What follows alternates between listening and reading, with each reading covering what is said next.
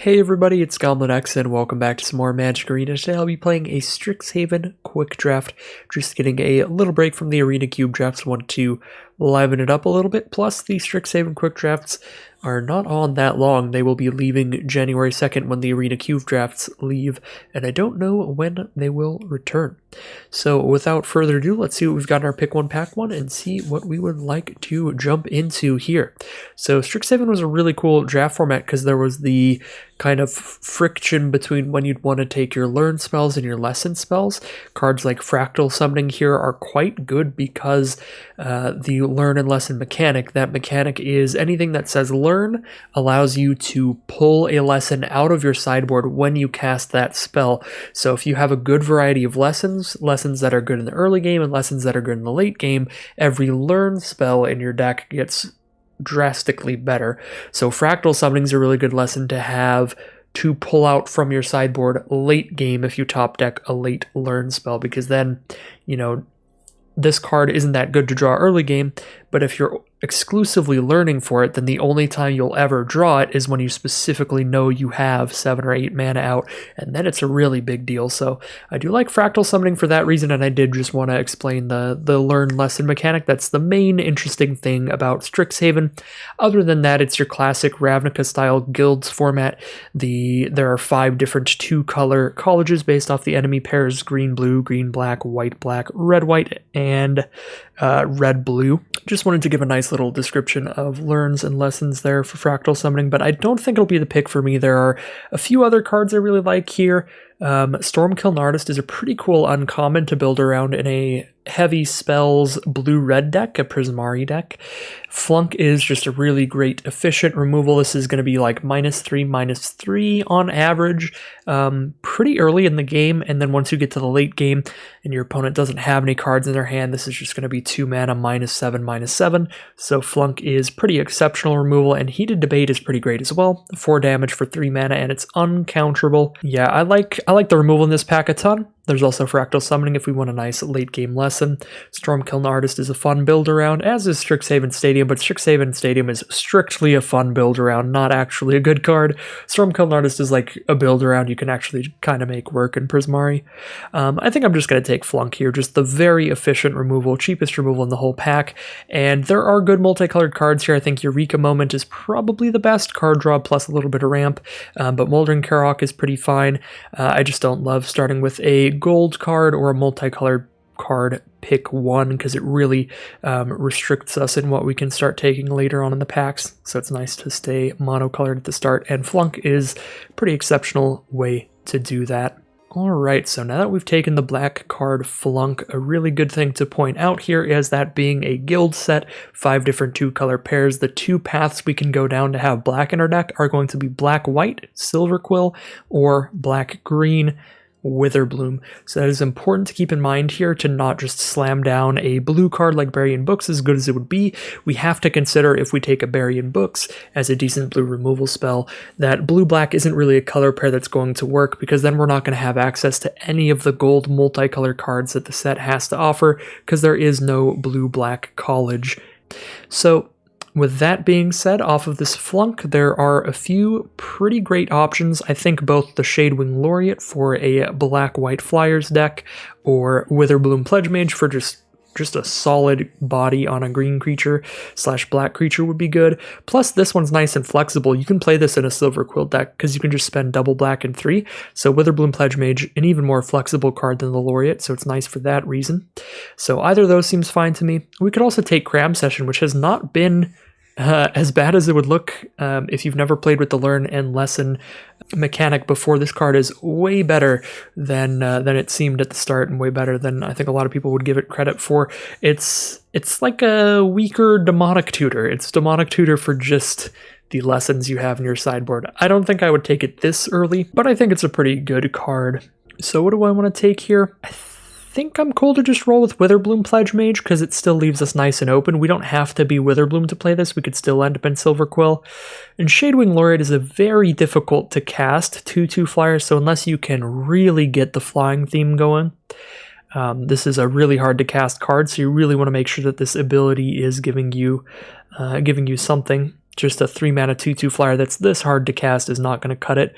So the fact that you have to build pretty heavily around getting enough flyers for the Laureate to activate makes me think that I just like the Pledgemage better. Just 5-mana 5/5, right on rate. Good rate there, really easy to cast. It's kind of the polar opposite of Shadewing Laureate. Witherbloom Pledgemage is just always going to be solid and really easy to cast. Never going to be anything better than that. Shadewing Laureate could be really explosive and really powerful, but it's also tremendously hard to cast and going to require a lot of deck building to get to function super well, so I'm just going to take the Witherbloom Pledgemage. I suppose another option here is Introduction to Prophecy, which is solid. It's nice to have colorless lessons, especially taking them early on, so anything that you take that has Learn, no matter what college you end up in, will work out. However, I'm not super high on Introduction to Prophecy. I much prefer the other colorless lessons, mainly Environmental Sciences, that grabs a land out of your deck, but I also even like Expanded Anatomy a little better as a nice card when you're on the aggressive, or Introduction to Annihilation is the 5-mana colorless lesson that can exile any permanents. So here, we do see a pretty great Witherbloom Apprentice. 2 mana for a 2/2. Whenever we cast or copy an instant or sorcery, each opponent loses a life and you gain a life. So it's a 2 mana 2/2 with upside. It is difficult to cast, but a pretty great Magecraft trigger there. There's also a fun card you can try to build around with this that we did pass in the last pack. That was the 2 mana uncommon in Witherbloom that you can duplicate if you sacrifice creatures. So you could potentially actually copy a bunch of instants and sorceries to get this ability to really chain off, so that could be cool. Biograph is pretty good if you can pick up some decent 1 mana 1/1s to sacrifice. Ideally, there's a 1 mana 1/1 that you can exile from your graveyard to draw a card. That's a really good combo with the Biograph, but also Witherbloom can produce pest tokens, these 1/1 tokens that you gain a life when they die. So that's pretty good with Biograph as well, but I think I'm on the Witherbloom Apprentice, just a rarer card here. And maybe commit ourselves into a college here. All right, wow, and a pretty excellent pack here.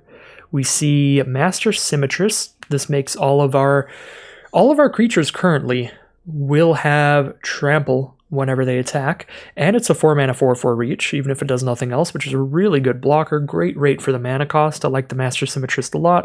Of course, all of our creatures, the 2 creatures we have so far, do have equal power and toughness, so they work with it. There's Deadly Brew, great if you get a lot of pest production.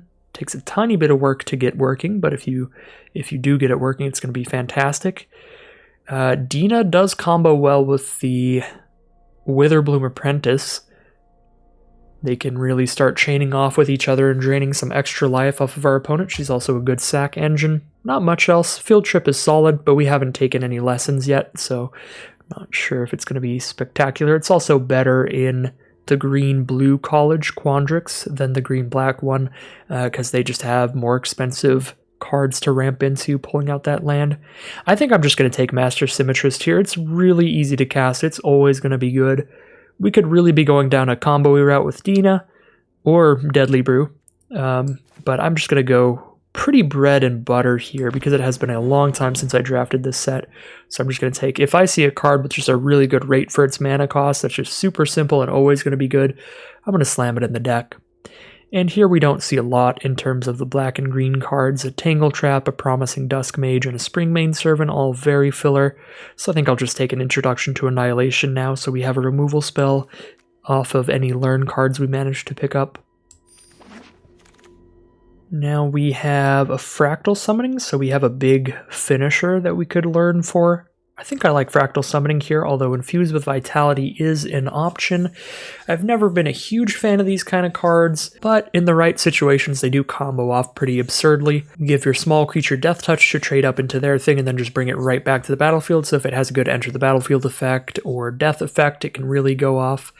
There's also Containment Breach, another solid lesson, because it gives you essentially quote-unquote main deckable Artifact Enchantment Hate. Not technically, but it makes it so any Learn card you have is just Artifact Enchantment removal when you need it. So Containment Breach is cool too, but Fractal Summoning I think is just much more consistently going to be picked up by our lessons. Another Fractal Summoning. We don't really need a ton of these. I mean, I feel like 2 of these is fine. The first one is definitely the most valuable, and any others that we pick up are just going to be fine. I feel like I would rather just have a Quandrix Pledgemage here. Going to be moderately difficult to cast. It'll be double green and 1 in our deck because we're not going to be playing blue, but this card can just expand in size pretty quickly.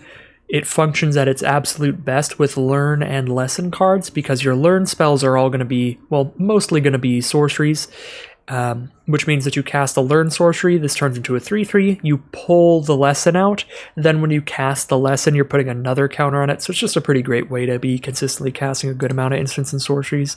The learn lesson mechanic just works really well with the Pledgemage, so I think I like taking the Pledgemage here over a second fractal summoning. Again, the first one is just the most important by far. So Fieldship is actually a pretty good combo with fractal summoning, because it gives us the land to make that fractal summoning even bigger, so that would be a decent choice here. Now we do have the 2 lessons currently. We could also just take like a Moldering Karak, which I think, again, it's really basic. It's similar to like Master Symmetrist, in that it's just a good rate for the size, 4 mana, 3/3 trample, lifelink. Perfectly fine, perfectly balanced there. I think with 2 great lessons, especially because both of them cost 5 or more mana, I think Field Trip should be pretty good here, so I'm going to take the Field Trip this time. Now we see Moldering Karak again, or Biograph. We currently don't have anything to create pest tokens, and we don't have any 1 mana cards to combo well with the Biograph, but it's going to be better if we have those. I'm just going to take the Moldering Karak here. I could see the argument for Biograph, but I'm just not confident in my ability to pick up enough cheap ways to sacrifice cards to it. And the 5 mana 5/4, I mean, a 5 mana 5/4 is not terrible, so if we're not sacrificing something to it, it's not the end of the world. But, I don't know, Molding Karak's just a cool card. Look at that artwork. Look at this crocodile. Just the coolest thing ever. Okay, so now we have Plumb the Forbidden, which is a really good combo with Witherbloom Apprentice, because if we duplicate this a ton of times, Witherbloom Apprentice is going to trigger for every time that we duplicated it. However, Cram Session is a great way to learn a lesson, and a really cheap one at that. Both of these pretty good here. I think I'm just going to take Cram Session here. I'm not going to go nuts with Witherbloom Apprentice and try to do crazy combos or anything. Maybe a little disappointing here, but I think it should lead to a more consistent, just pretty solid deck, since I am rusty on the format. And now we're going to take some unplayable stuff. Introduction to Prophecy, actually a great pickup here. Another lesson, so it makes our learn spells even more versatile. Tangle Trap is not main deckable. Probably not playing Team Pennant, but it's more likely than Tangle Trap. Alright, we'll see what we open up here in pack 2. Ooh, Hoffrey Ghost Forge, one of the biggest bombs in the whole format. A 5 mana 4/5 mythic rare. Spirits you control get +1/+1 and have trample and haste. Whenever another non-token creature you control dies, exile it and create a copy of it that's a spirit. And when it leaves the battlefield, return the exiled card to the graveyard. Wow, so 5 mana 4/5. All your spirits have +1/+1 trample, haste, and when anything else dies, it just turns into a spirit version. Wow, Hoffrey is insane. Is that insane enough to just completely swap our game plans here? Because that's a huge bomb. Probably not. Like, Witherbloom seemed more open than Lorehold, although I may have just had my blinders on, getting excited about the Witherbloom cards. Mage Hunter's Onslaught would be the easy choice if we want to stick to Witherbloom here. Just an efficient removal spell that destroys whatever we need. But Hoffrey is definitely an option. Check my collection here. Well, I could also rare draft for Hoffrey. Only have 3 out of the 4. I'm going to get bold here and take Hoffrey, and if the pivot into Lorehold doesn't work out, I'm just going to pretend that that was a rare draft. How about that one? So now we have Environmental Sciences. I think this is going to be the pickup. It's just going to be perfect for whatever way we end up going. Although Rise of Exodus is also going to be great, because this can be castable in Witherbloom or Lorehold, double black or double white. And this is just a really great removal spell. It's quite expensive, but it really gets you into the game. Remove something, exile an instant sorcery from the graveyard, and then pull out a nice late game lesson like a Fractal Summoning or something. So I like Rise of Exodus a lot, but Environmental Sciences just feels like the most important lesson in the whole game to have for your learn spells. So I'm going to take that here. Alright, well, nothing in Lorehold here, so we're just going to go ahead and take another Witherbloom card, and solid rare to pick up here. 3 mana for a 2/1, and it comes with a pest token, or it comes with a card draw, or it comes with the ability to exile our opponent's graveyard. Pretty decent rare here. We could also take Pest Summoning, which might even be a little bit better, but the rare's cooler and very comparable. So yeah, let's just take the rare. Callous Blood Mage here. Now we have Emergent Sequence if we want to ramp up, but the only thing we really need to ramp towards is Fractal Summonings, so it doesn't seem super necessary to me. We have Hunt for Specimens. This has actually been a really good learn spell, because this gives us a pest token as well to sacrifice towards the stuff that we care about. But there's also Professor of Zoomancy, which is just a really good deal. 4 mana for 5 power and 4 toughness. It is split amongst 2 creatures, but still an excellent deal. I think I'm going to pick up the Professor of Zoomancy. This is a card that I didn't play too often the first time that Strixhaven was around, and I really didn't learn that it was really good until the format was basically already rotated out. So I want to get some reps in with this card and actually cast a Professor of Zoomancy, especially because its artwork is just adorable. So here we can go ahead and take a Plum the Forbidden and try to do that Witherbloom Apprentice combo of copying this a bunch and triggering the Witherbloom Apprentice a bunch, which is cute. It's between that and like an Arrogant Poet or an Expanded Anatomy, neither of which I'm massively excited about, although we could be aggressive enough to make good use of the Arrogant Poet, and that's where the Poet really shines, is just if you're very aggressive. Yeah, I mean, I think we could make a pretty good curve here and go for it with Arrogant Poet. Sort to just creatures here, and how aggressive does it look like we could get? Not a lot right now, but we could certainly curve with not too much effort if we start taking creatures based on mana cost. And we do want to make sure we have enough 2-drops in the deck, even if we're not that aggressive. Yeah, I'm going to take an Arrogant Poet here. Ooh, another Master Symmetrist. I feel like that's going to be my pick here, although there's another Cram Session, another Moldering Karok, Tenured Inkcaster. This card always looks really expensive to me, but if you can get that +1/+1 counter synergy deck, this thing is wild. Yeah, if you can get a lot of counters on your stuff. But that's a Silver Quill thing, that's a black-white thing, primarily. Dimagoth Woe Eater or Snakeskin Veil. I think both of these are solid. I think I'm going to go with the Dimagoth Woe Eater. My only concern is we're starting to get a lot of 4-mana cards, but this card's really nice. When you have pest tokens to sacrifice, it's a big old 7/6, and your worst case scenario is you just cash this in for a card draw and a discard on your opponent, which is not terrible. And that's the backup plan. That's not even what you're trying to do. All right, this is an easy Arrogant Poet. Reckless Amplimancer or a second Introduction to Prophecy. We already have one of those. I think I'm going to take an Amplimancer because we've already got the one. Just the first copy of each lesson you pick up is by far the most important. So we can take a Leech Fanatic or Cram Session. I am not super into Tend the Pests. Theoretically, with a Dimagoth Woe Eater, you could live the dream and get a bunch of 1/1s, but only really goes crazy with like that one specific card in our deck. Seems really bold. I guess it's just like you cash in your biggest creature whenever your opponent tries to use removal on it. Still feels pretty narrow. It doesn't come into play too often. I think we have pretty good 2-drops. So I'm going to go for a Cram Session over Leech Fanatic here. We have a lot of lessons to pick up. A little bit of card draw here. Again, Tend the Pest, just a very narrow card. So a little bit of card draw.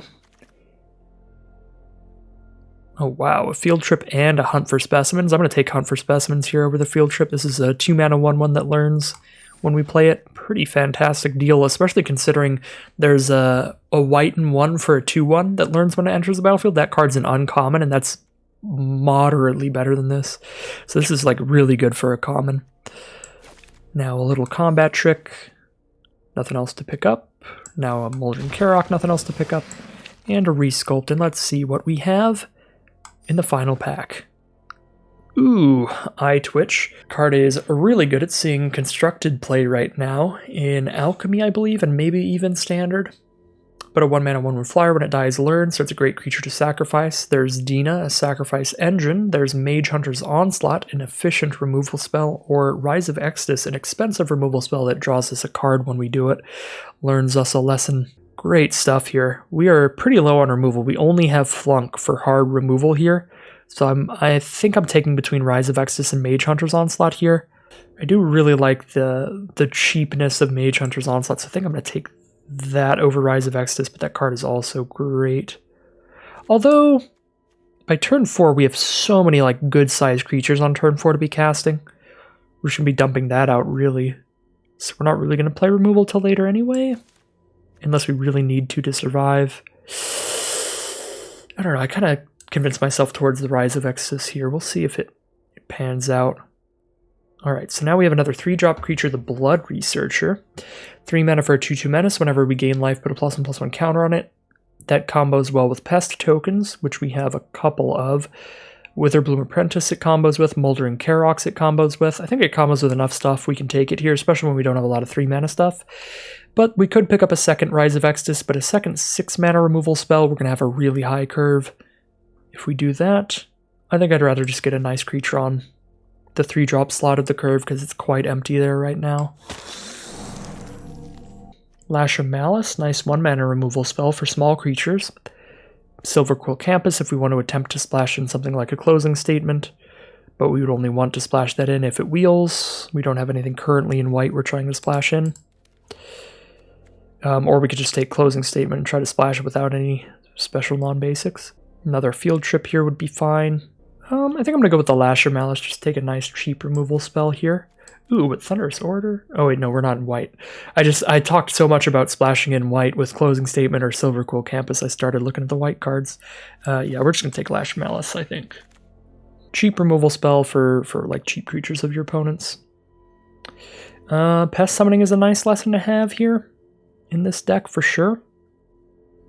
We've got double Master Symmetrist already. We can't have a million 4-drops, so I don't think I want a third of them. But I guess we could just go absolutely wild with it. We have 14 creatures here. We do need more creatures. Although we kind of have 15 because Hunt for Specimens is one. It's a pest token there. I'm going to take the Pest Summoning. I just don't think we can have a million 4-mana cards in this deck. Now we can go ahead and try out a Biograph. It's a 5-mana 5/4. Sometimes we play it cheaper, but usually a 5-mana 5/4. Honor Troll's fun if you have enough life gain, but I don't think we have enough for Honor Troll. We barely have enough for Blood Researcher, and Blood Researcher, you'll need to gain life like 1 time for this to be solid, a 3-mana 3/3 menace.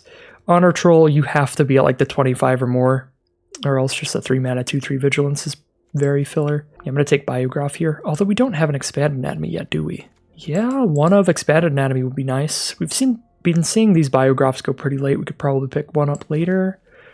Maybe too bold. We've been seeing Expanded Anatomies go late also. We've been seeing those go everywhere. I'm actually going to take Groff. Inkling Summoning is a pretty nice lesson. Double black and 1 for a 2/1 flyer. Although I suppose Agonizing Remorse is an option. 2 mana, your opponent reveals their hand, choose any non-land card from it, and exile it, and then you lose a life. So 2 mana to deal with their best threat in their hand. Kind of like a 2-mana removal spell in a way, in essence. The problem with it is that it's a bad top deck late game, but anytime early in the game, if your opponent has just 1 card left in hand, even as long as it's not a land, this is pretty much always going to be a decent deal. Maybe we try out Agonizing Remorse here. The Remorse or the Summoning, both seem solid. I think I'm going to go with the Summoning. When in Strixhaven, let's learn a lot of lessons and do that kind of fun stuff. Take another Cram Session, an Emergent Sequence, a Dina. I think I like picking up the 1 Dina to combo with the Witherbloom Apprentice and our pest tokens and stuff. Although Emergent Sequence actually does help us ramp a lot. And now that we know for sure what our curve is going to be, which is a mountain at 2 and a mountain at 4, being able to use Emergent Sequence to hop up from 2 mana on turn 2 to 4 mana on turn 3 is pretty big. Yeah, I'm actually going to take Emergent Sequence here. Playing one of these 4-drops on turn 3 is just going to be an excellent deal if we can accomplish it. And Emergent Sequence might do that. Plus, it's pretty much a creature. Scourge Colony here, I guess. We do get that Eye Twitch here, or Village Rites. Both would be fine. I'm going to take the Eye Twitch. Do get another Biograph here for 5 mana. Another Crushing Disappointment I might cut. I'll probably cut. Yeah, we're probably leaning into our Learn spells and Lesson spells for card draw.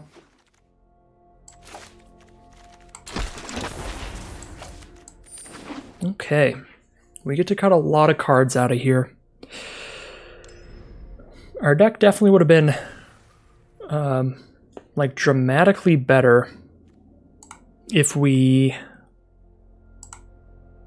did not take the Hoffrey. But I think it's still going to be pretty good. Just another 4-mana removal spell in here would be great. So again, with a lot of learn going on, don't feel the need for the card draw of Crushing Disappointment. Decent removal makes me feel like I don't need big play. I quite like Infused with Vitality with Eye Twitch, but not much else in here.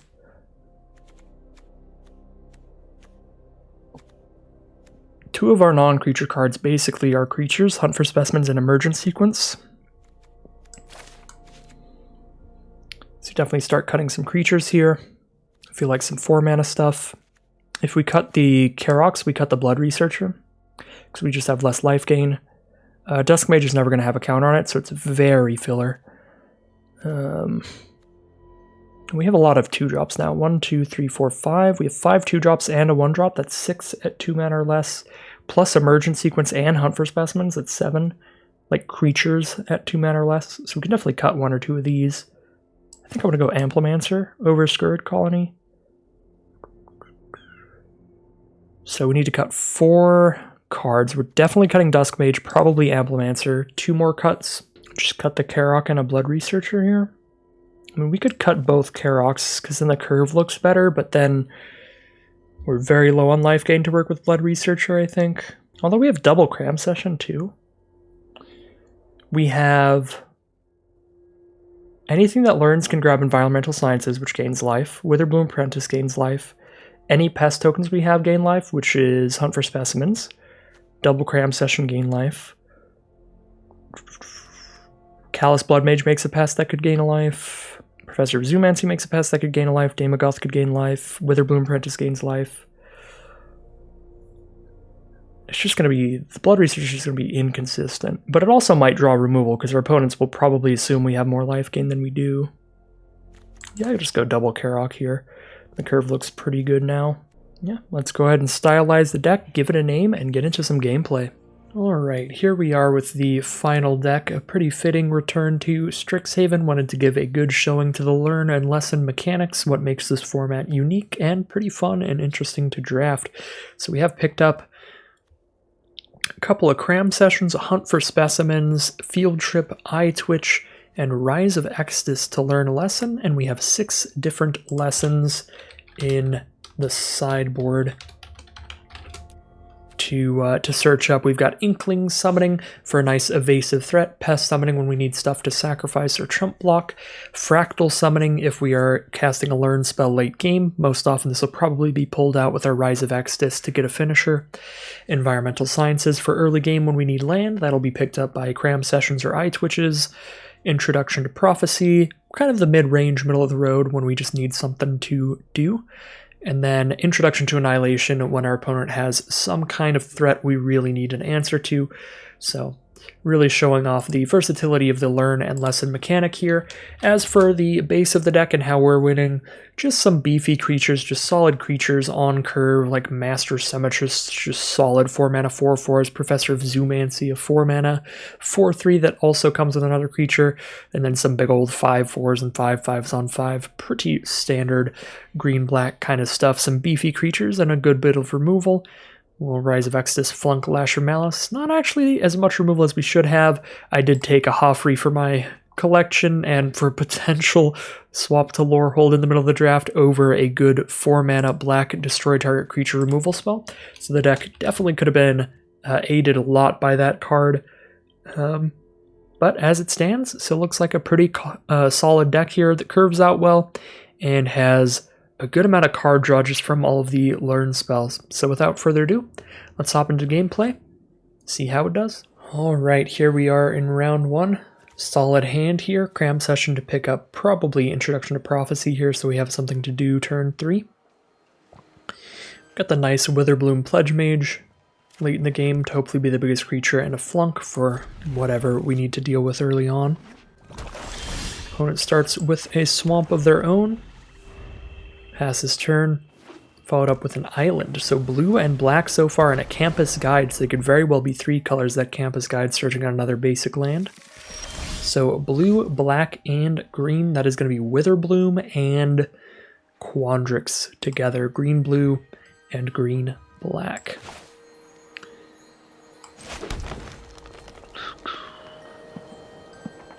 really want to flunk the campus guide, so I am going to cram session here, but I might actually pick up a pest summoning.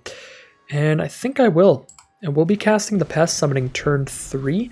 That's going to make both our Biograph and our Daemogoth Woe Eater much more active as massive threats. So turn 3, our opponent drops a Reckless Amplimancer on us. That doesn't really do much for now. We're just going to slam down the pest summoning.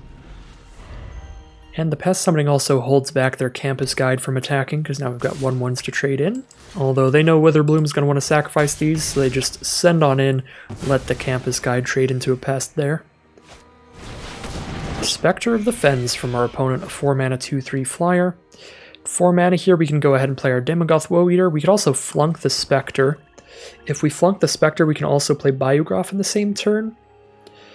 Biograph at worst trades for their Amplimancer if they dump all their mana into it. Kind of like that. I kind of like flunk the Spectre, -4/-4.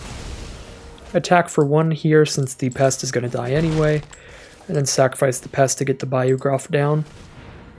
Now next turn, unless they hold all their mana up, they can't really attack with Amplimancer, and if they do, and we block, they have to spend the turn spending all their mana into buffing it. Alright, removal from our opponent to kill the 5/4, that's cool. We'll just play a 5/5 turn 5. And that is even big enough that they can't buff the Amplimancer into it, it just holds down the fort.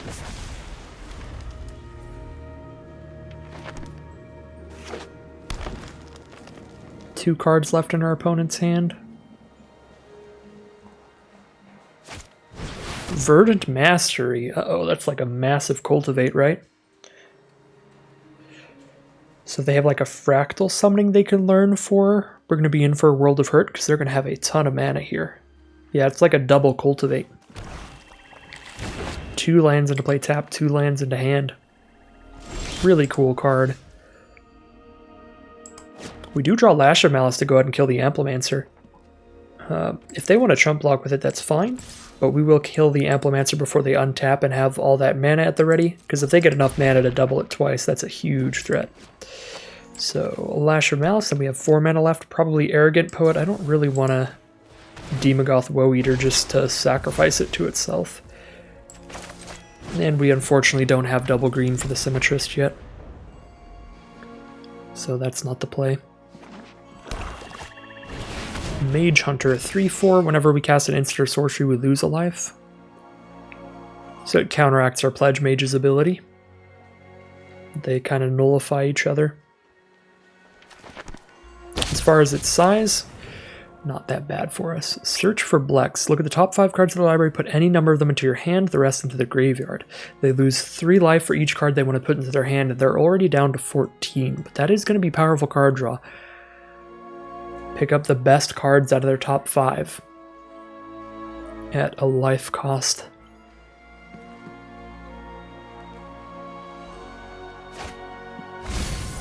Draw 3 of the cards, take 9 damage. All right. Opponent goes for the bold play here. They have to chump block the Pledgemage now, which means we guaranteed hit for 2 with Poet. We don't even have to pay the life for it.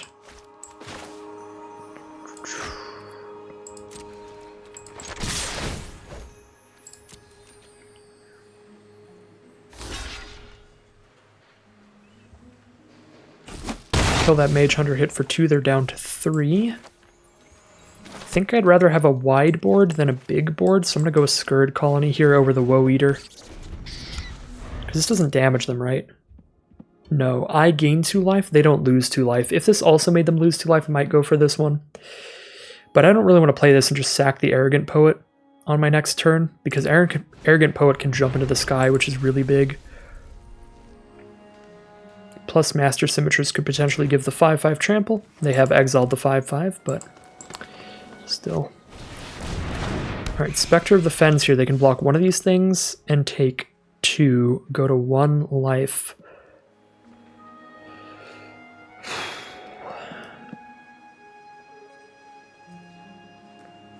They have a Fractal Summoning in their hand, though. And if Spectre of the Fens starts going off, they're gaining life off of it. If they play a Fractal Summoning, we're not getting it on the ground anymore from that point on, and if we attack in here, we're losing our 1 flyer.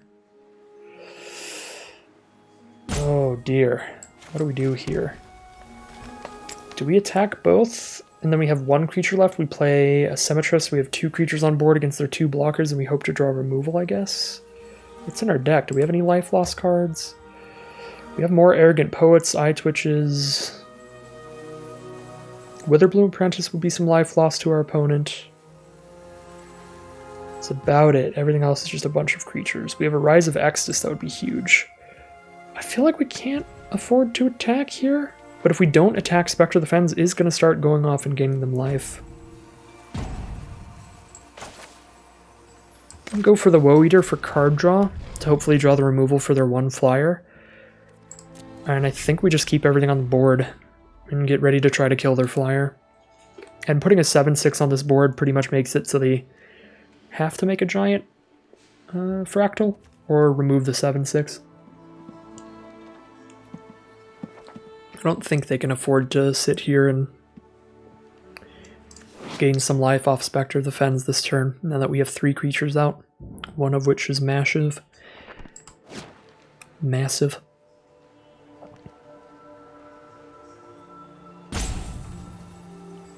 But we'll see. Yep. Full mana on the Fractal Summoning. Play a tapped land for turn. So, gain that life, draw a card, try to get removal for the flyer.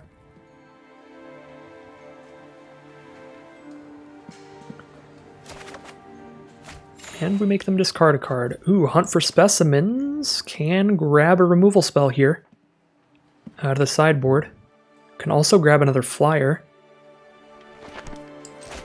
You can't afford the removal spell immediately, though. Yeah, I think we grab the removal spell, even though we can't play it this turn, and get ready to play it next turn to get our Arrogant Poet to kill our opponent. They have 1 card left in their hand, but they do have a Silverquill Campus to be able to scry with every turn, try to set up their card draw to get what they need.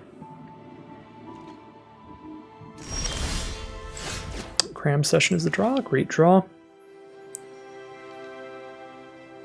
But we're going to need to just annihilate the Spectre right now. They can dump the mana into using the Spectre's ability twice here, which is pretty big.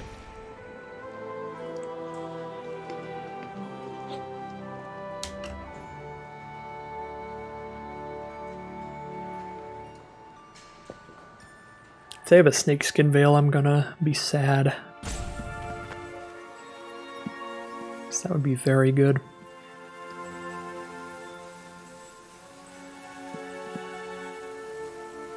Opponent's leaving us in suspense on what the last card in hand is here. Village Rites. Okay, sack it, draw 2 cards.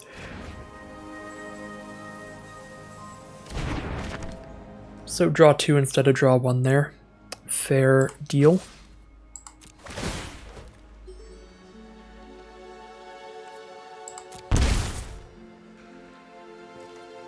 Oh, I had lethal if I attacked everybody. Yeah, they would block the 4/4 and take the damage from everybody else. That was a misplay. I guess we played around them drawing instant speed removal, but I don't think that's particularly likely. And they couldn't kill us on the crackback or anything, so it would be worth the risk there. I should have attacked with everybody.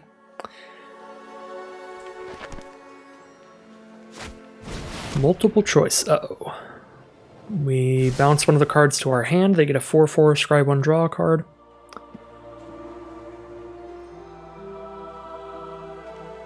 Definitely not bouncing our token. Choose our Scourge Colony here, I think.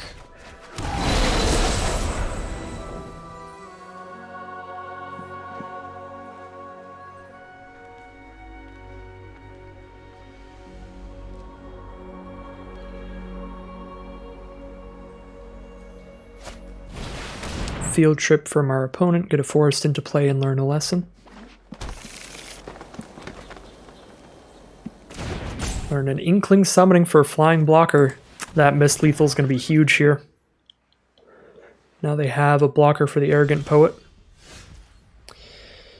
What lessons do we still have to grab?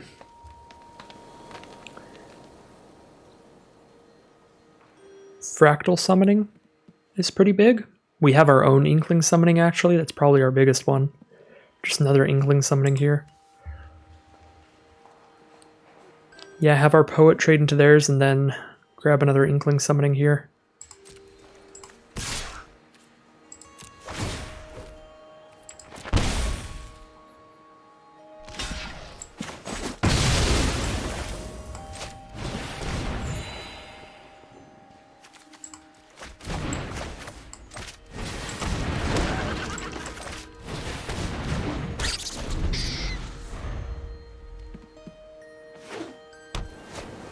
Two cards in their hand. There's a promising Duskmage on the ground. Pass turn. Attack for 2 in the sky.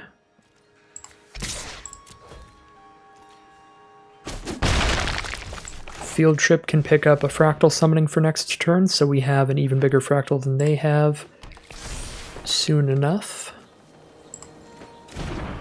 And an Emergent Sequence for now for another creature.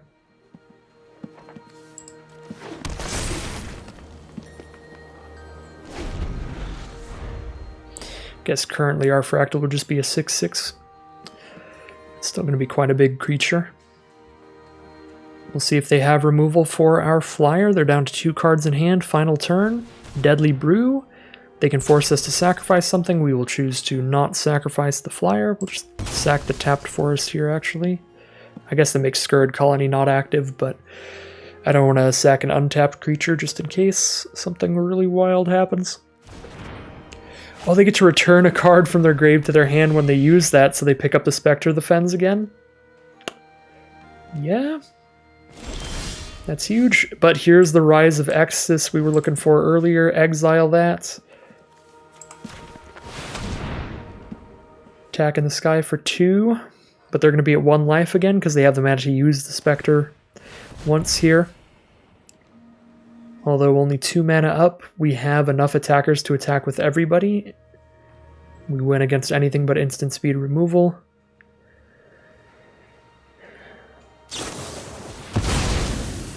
Alright, they Village Rites in response, and Arena gives us the opportunity to correct our previous mistake and actually attack all this time. And so we shall.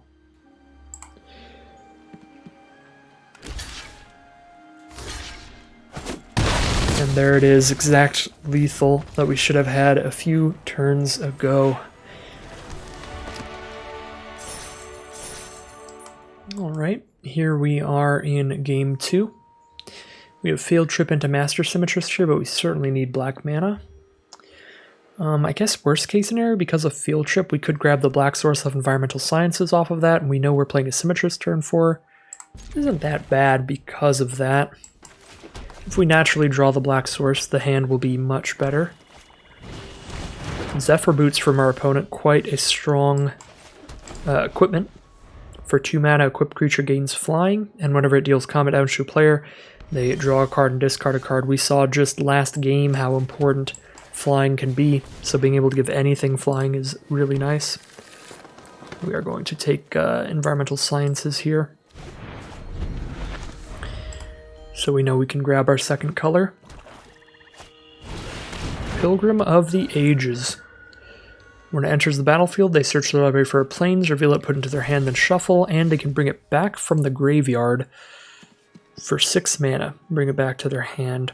So a really annoying, resilient card late game. Kind of want to just slam down Symmetrist, because if I Environmental Sciences here, I only have 3 mana up.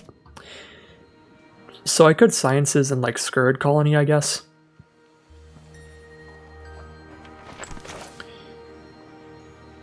I like just grabbing Symmetrist here. It's going to be a pretty threatening attacker even against a recursive creature like Pilgrim of the Ages because of the trample that it provides our field.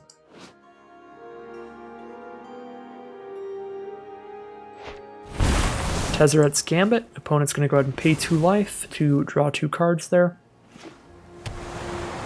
And yeah, we're going to get a nice attack in with the Master Symmetrist then, plus we naturally draw the Black Source, so we don't have to spend mana on Environmental Sciences if we don't want to. I think we do, though.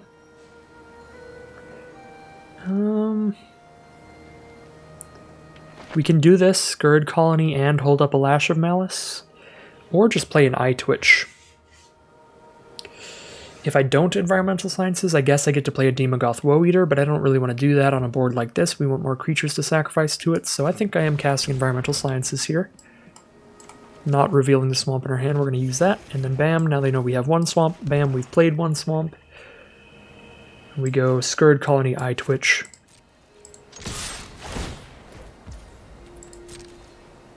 Getting pretty close to where a Scurrid Colony could be a 4/4 in the future. We have 5 lands already and a 6th in hand. We need 8 lands to make Scurrid Colony a 4/4. See what our opponent has from their Silver Quill deck turn 5.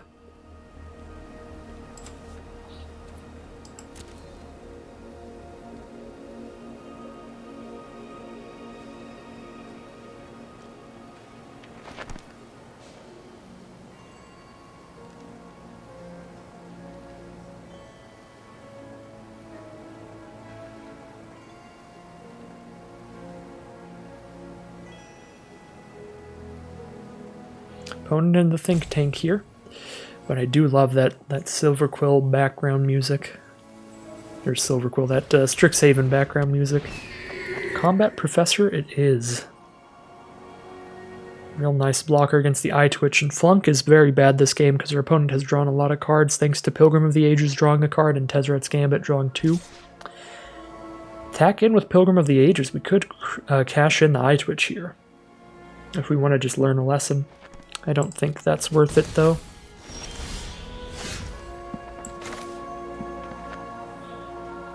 Sixth mana.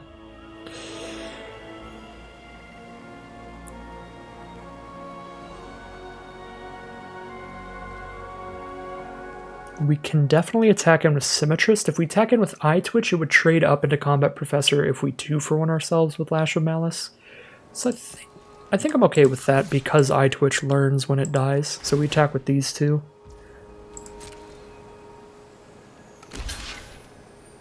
And we go for the Lash here to trade up.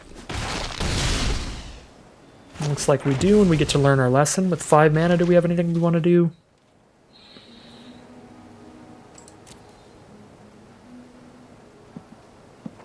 Five mana, we could play Blood Researcher and something for 2. There's no 2 mana lesson though. We can't play Inkling Summoning, we don't have double black. We could play Pest Summoning and hold up Flunk, I guess. Grab Introduction to Annihilation.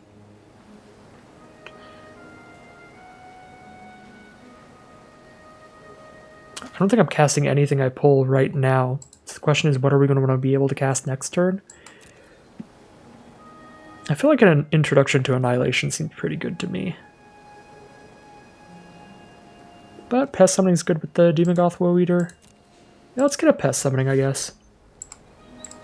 And actually cast it this turn, and then we can set up Woe Eater plus Blood Researcher. Woe Eater will just be a 7/6 at that point, sacrificing the pests, and Blood Researcher will get bigger and bigger as we do that. A Spiteful Squad from our opponent, so a death-touching blocker. And our opponent did not get to play a land this turn, so that is still out of Flunk range. Flunk looking super bad. If we attack in and Symmetrist trades for Squad, then they try to move the counters to the Pilgrim, and we kill the Pilgrim with Flunk at least. I think we play the Blood Researcher no matter what.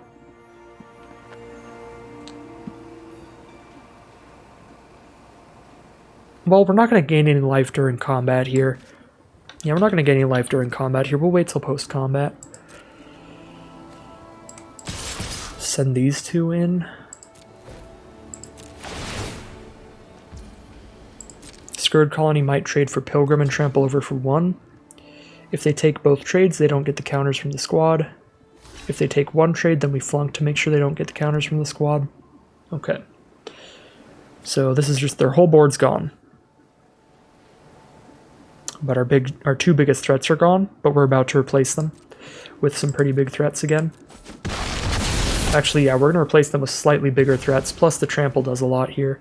So now, yes, we can go Blood Researcher and Biograph, sacrifice a pest that makes Blood Researcher a 3/3 menace and Biograph a 5/4. So our threats just got slightly bigger. And they're down to 7.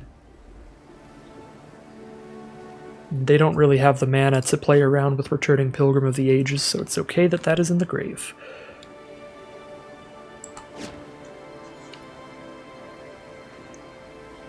Even if they had the 6 mana for that, they don't have the time to commit their turn to returning a card from grave to hand. They have to affect the board state here or die.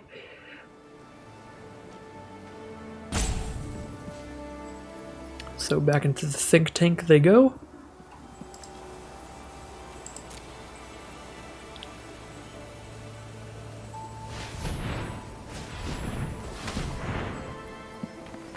Somewhere I am very familiar with.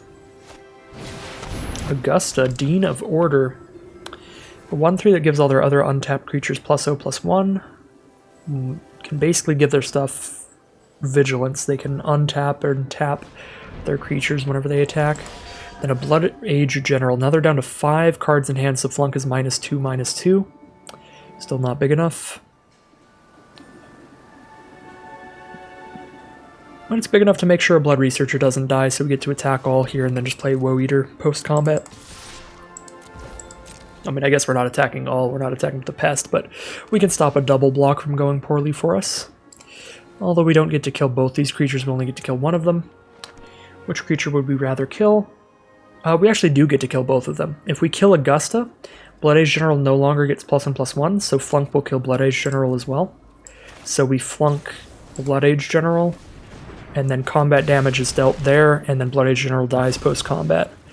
Nice. And now we drop the Woe Eater, and unless they have a Wrath, they're very dead. Professor of Symbology. Learn a lesson. That is the white uncommon version of the specimens, hunt for specimens that we have in our deck. 2/1 instead of a 1/1 pest. They grab Reduce to Memory to exile one of our creatures, turn it into a 3/2, but that is still lethal on board for us, so we'll send it in. And there's the concession from our opponent. We are now 2-0. Alright, round 3 now. Super appealing hand to me. I think I'm even going to hold on to this cram session till I already play the Blood Researcher so I can get another counter on it.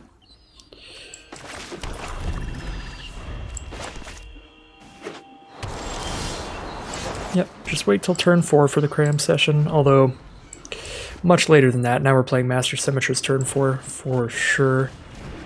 Opponent starts with Killian, that's an issue. Killian's a very, very good card. A 2-mana, 2/2 lifelink menace is already great, and it makes all of their spells that target creatures they control...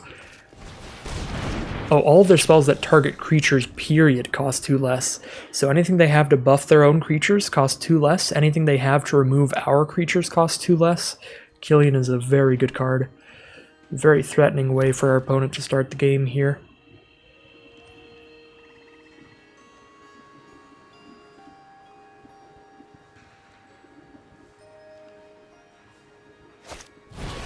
Silver Quill Apprentice is the follow-up.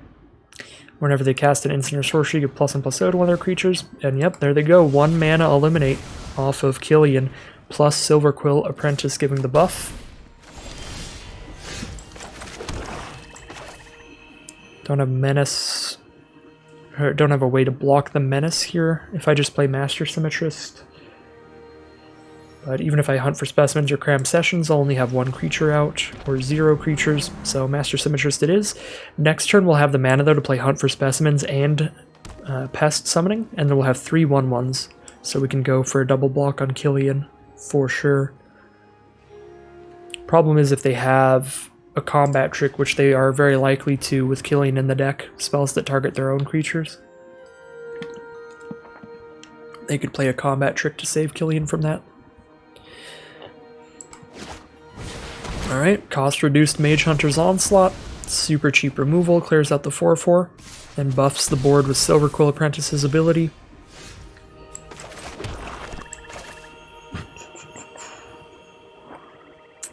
I think I'd rather have 3 blockers than a little bit more life here. I'm going to go for the pest summoning. This cram session, though, is probably going to pick up Introduction to Annihilation. Hopefully these 1/1s do their job. Maybe they won't. If they have a combat trick, these pests are screwed either way. If they have instant speed removal, they're only screwed if I don't triple block, so I'm going to triple block. Nice. Get Killian out of here. Okay. So Blood Researcher is definitely a problem too.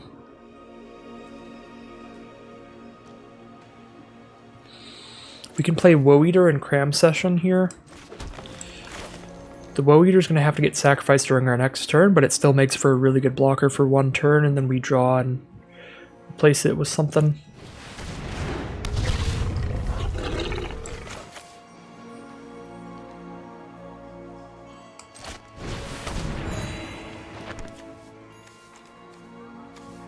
Yep, we're on Introduction to Annihilation here.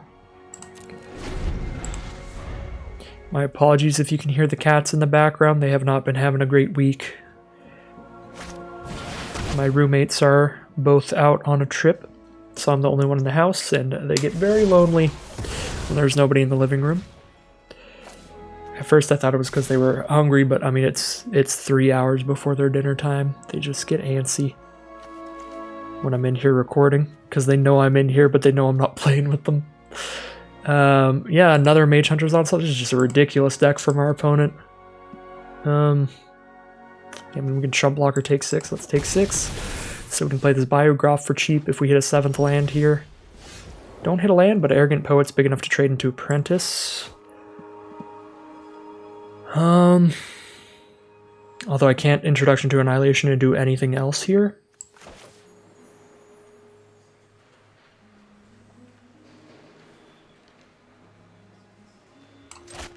So I should just go Poet Biograph.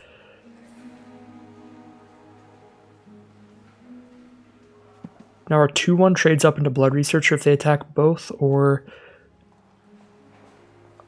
our Groff just blocks Apprentice. So could keep them off attacks here. I could also just not play Groff for now, because even just having these two, I can double block the Menace, or I can single block the 2/2. I am going to do that. I'm going to hold off the Groff here.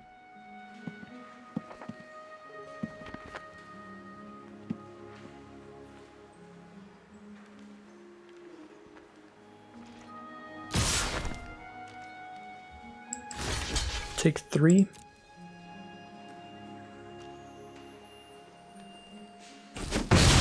Down to 7. Eye Twitch in the sky. Not cool.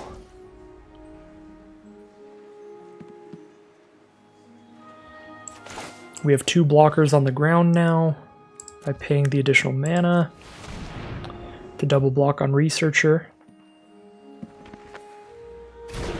They have removal here for Biograph. They get in for 4 and we go to 3.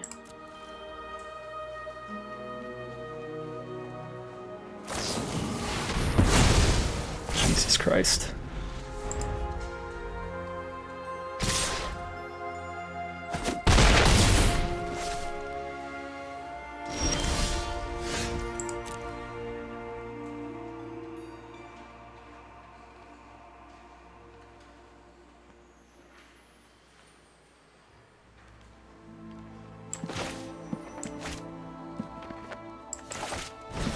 We need them to not have removal here or we're dead. If they don't have removal and they attack with just Eye Twitch, then we can chump block we can block Eye Twitch. And if they attack both, we can double block Researcher, gain a life off the pest. Although we won't gain the life till we're already dead, so it doesn't matter actually. Yeah, we just lose. Yeah, no, this deck is just absurd from our opponent. Double Mage Hunter's Onslaught, eliminate Closing Statement, Killian, and the Apprentice. I mean, best we could do here is maybe if we Introduction to Annihilation earlier, instead of trying to play more blockers to block, We stop the damage, slow them down a little bit, but this is just an incredible deck from our opponent.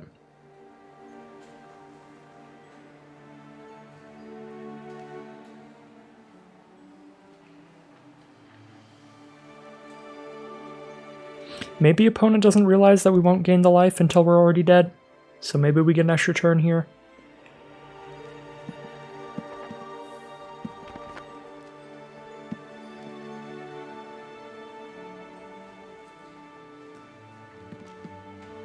And they could also just be delaying it here.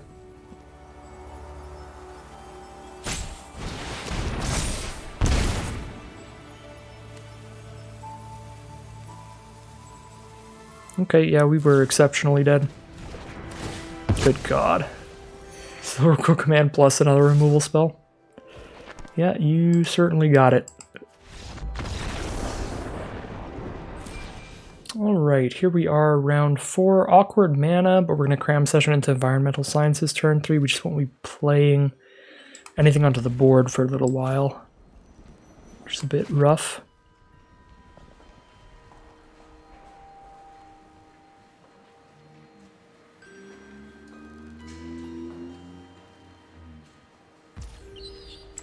Opponent mulligans to 6.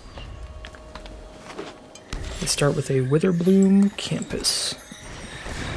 Start with our cram session for our Environmental Sciences. Turn 2, Dina Soulskeeper from our opponent. We do not draw land for turn, we must Environmental Sciences for the swamp. And pass turn.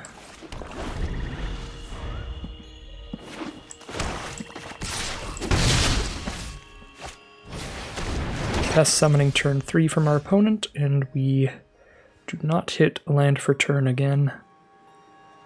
So now we can hunt for Introduction of Prophecy to try to draw into a land, or we can just play a 2-1, but a 2-1's really bad at blocking their stuff. I think we just hunt here. Kind of have to just take Introduction of Prophecy so that we know we have something to do next turn, even if we don't hit a land.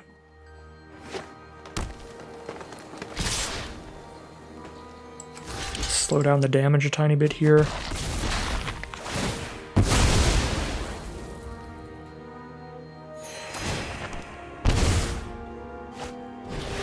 Moldering Karok is the play. Introduction of Prophecy or Blood Researcher it is.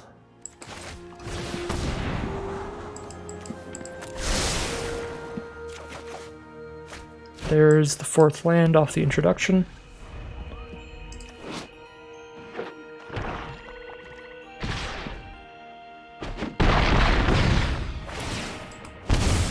Down to 17, but now we can start dropping our 4-mana 4/4s. But they could very well have some removal up by now. We have stumbled a lot this game.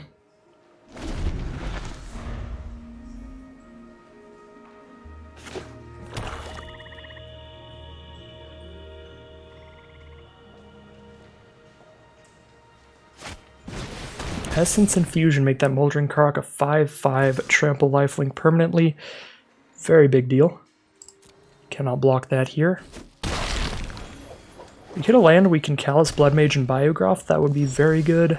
We do hit a land. I think that's our best play.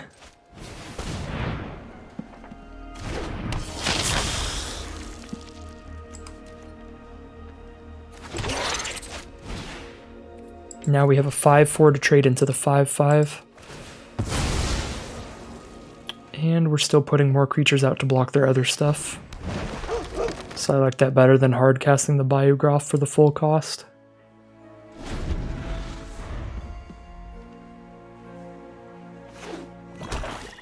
Alright, here's where we might be getting back into it. It looks like our opponent's flooding out a bit. They could have a combat trick here that would work pretty well for them. We'll find out here. Infuse with Vitality. That's pretty good. Bring it right back to the board. Gain life again. Triggers Dina again. Yeah, Dina's drained us for a lot of life here. Down to 6 now. But Moldering Karok is now a 3/3. There's a Leech Fanatic as well. More life gain to go with Dina. But here's Flunk to kill Dina, which is incredibly important. So I think we're definitely killing Dina here. She gives them a way to kill us without even needing to break through our board state.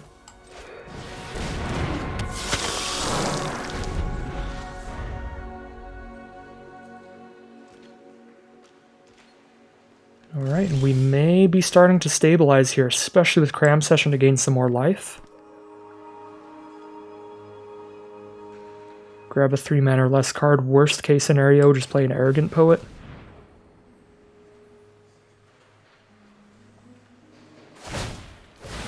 Scry 1 on the Witherbloom campus here.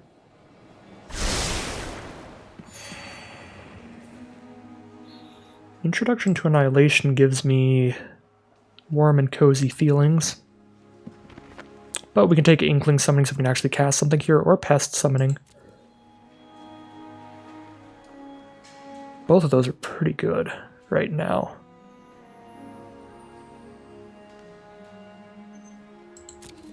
I think I like the Pest Summoning. Slam it down and get this Daemogoth Woe Eater while we have a Blood Researcher out.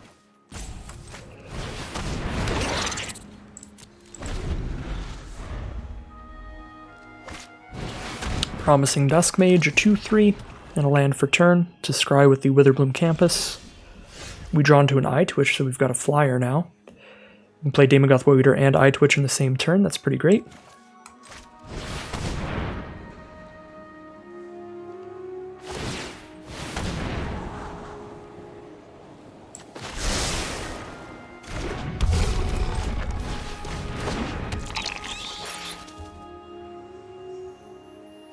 No good attacks here. They can double block pretty well and only lose one creature on anything.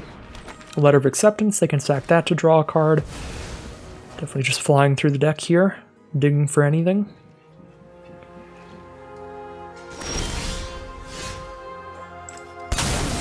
Alright, so we attack with Daemogoth Woe Eater.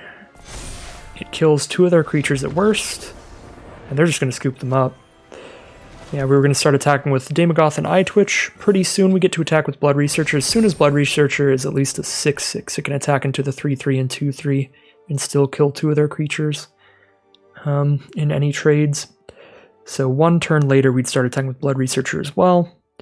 We have another Master Symmetrist to play, a Biograph, lots of good stuff in hand, so that game was just kind of a classic showing of sometimes, well, usually, if you can survive, it does end up being better to end up mana screwed than mana flooded, because once you get out of your mana screw, you just end up having all of those cards that were dead in your hand to keep casting.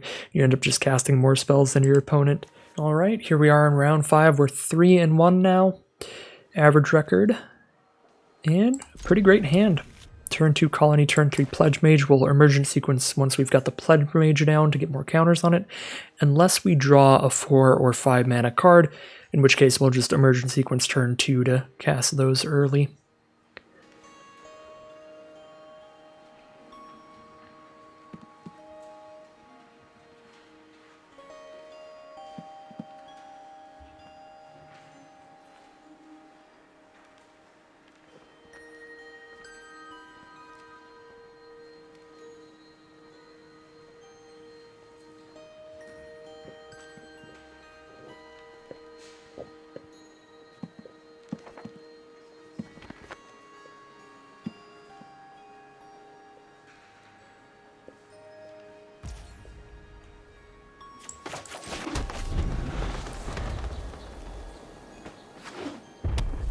Opponent starts with a mountain. They have the Lorehold Avatar as well, so it might be a Lorehold deck from our opponent.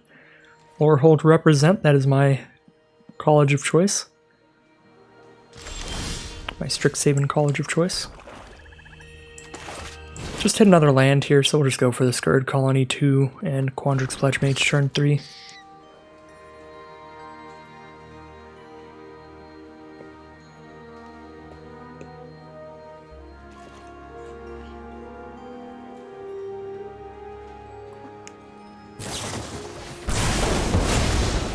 Shock on our Scurrid Colony.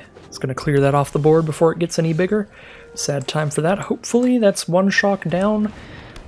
No shocks left for Pledgemage.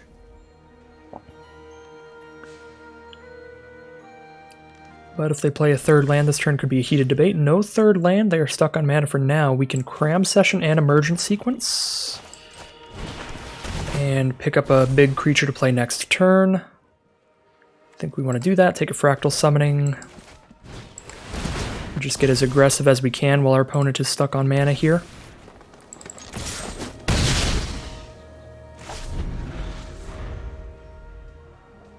Hitting for 6 damage next turn and playing a 3/3. They're just going to scoop them up. Looks like they're still stuck on 2 mana, so that is 4-1 for us, but an unfortunate game for our opponent. Alright, here we are in round 6 with another moderately awkward hand. Certainly going to be a slow hand here. We're going to start with Cram Session into maybe even Pest Summoning, so we just play this Biograph. Since we have 2 of these, and then we can Environmental Sciences with the next one to get a Master Symmetrist out eventually. You are going to hear some random noises in the background of this game. My cats were really not having a good time, so I let them in my room so they can just be around people. So you're going to hear random cat noises. You're just going to have to accept that as a fact of life for now, as they destroy everything in my room, which is why they're not generally allowed in here. Alright, so we are against a Quandrix deck that is doing some good work ramping up. Scurrid Colony turn 2 and Field Trip turn 3. So they've got 4 mana out now, and they get to learn a lesson.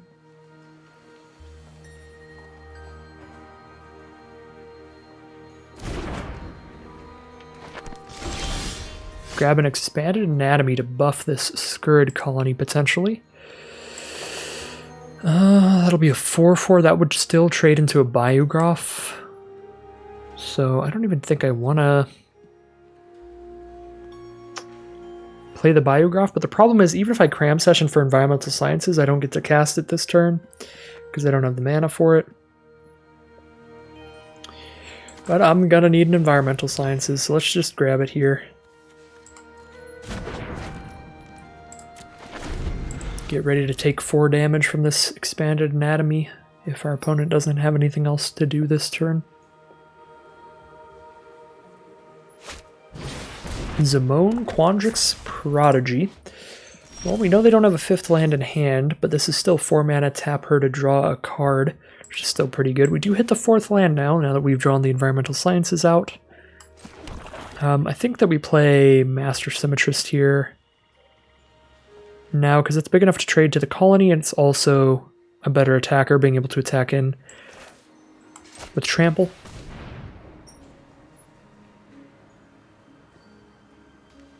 Environmental Sciences is still definitely useful here. It grabs the 2nd swamp that we need to get towards Rise of Extus.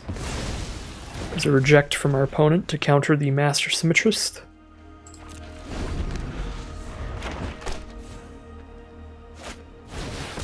Professor of Zoomancy.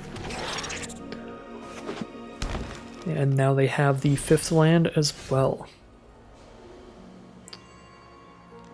Witherbloom Pledgemage coming up once we have 5 mana.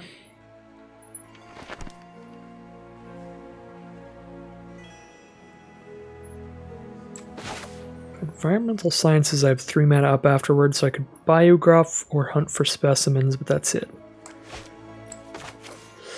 But I do want to get to that 6 mana for the Rise of Extus, and the 5 for Pledgemage pretty badly. Yeah, let's hunt for specimens and Environmental Sciences here.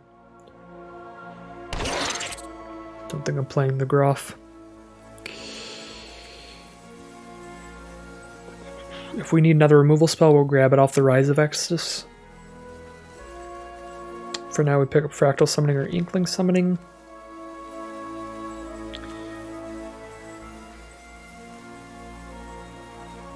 Like grabbing a Fractal Summoning, just start playing a bunch of big, beefy creatures throughout this game.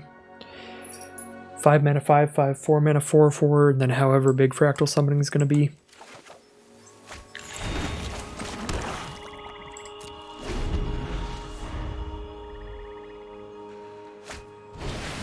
Golden ratio, draw 3 cards there, very nice. 3 mana, draw 3.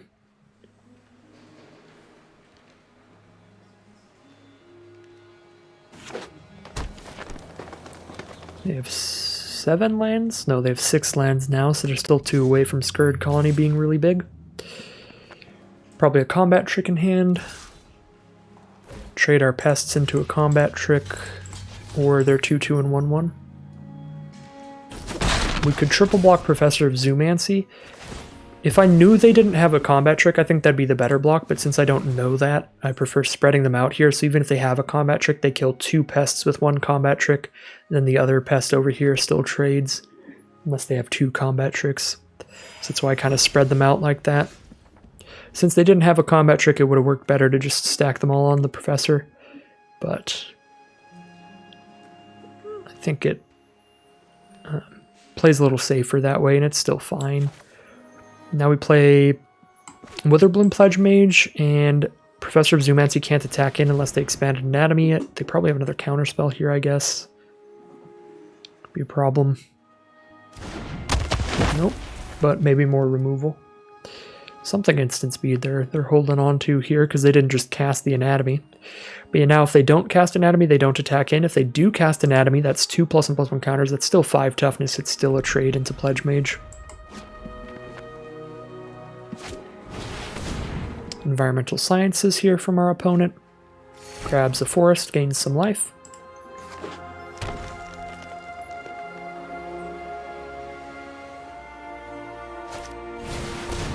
And they expand Anatomy, so they trade with each other.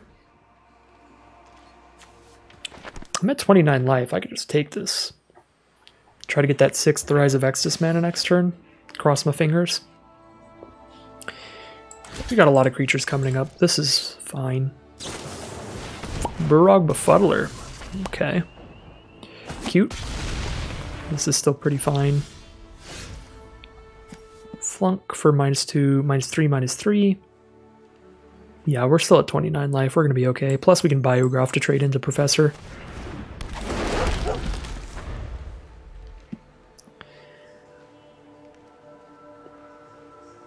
The thing I'm the least okay with is Zimone going off, but they have so many cards in hand, they keep having stuff to do with their mana rather than draw cards. Frost Trickster slows down our blocks. It's going to be a little while before we trade with the Professor now. Please don't have 4 mana up. Unfortunately, they are going to have 4 mana up, so it looks like Zimone is going to go off here. I like getting a 2/2 reach to block Frost Trickster, and then we're just going to flunk Zimone after they tap out.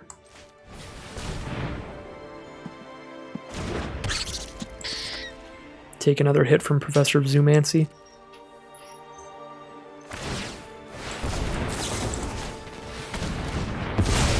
And shut off the card draw engine.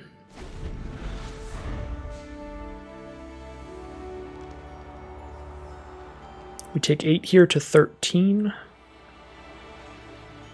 We are getting hit hard.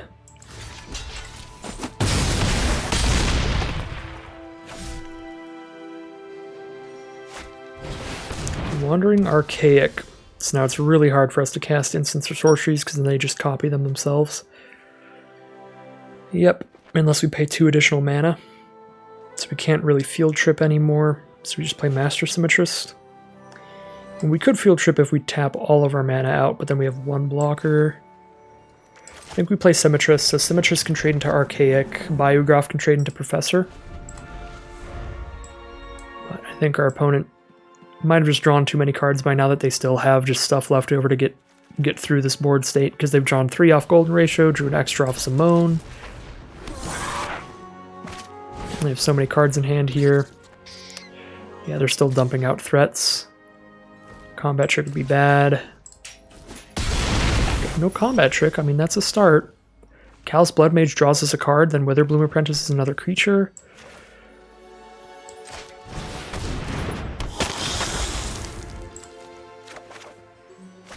High Twitch, they don't have any flyers here, I'm not really super worried about that. We'll play Witherbloom Apprentice. Their Scurrid Colony is going to be an 8/8 here. That's, or an 8/8, a 4/4 here. That's a problem because now they have a 4/4 that's expendable to attack with, and there's the Leyline Invocation to seal the deal. Now an 8/8 to begin attacking with.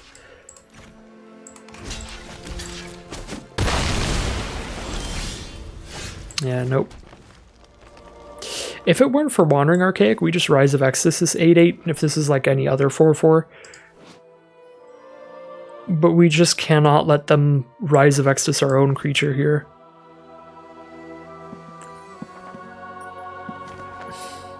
I mean, I guess we don't have any other choice. Our other choice is to Eye Twitch and Field Trip here. And we can Field Trip for the 5. But then we have a 2/1, a 2/2, and a 1/1 to block with. Our 1/1 blocks the 8/8 to learn. And then I guess we do have 7 mana next turn. Maybe this pans out.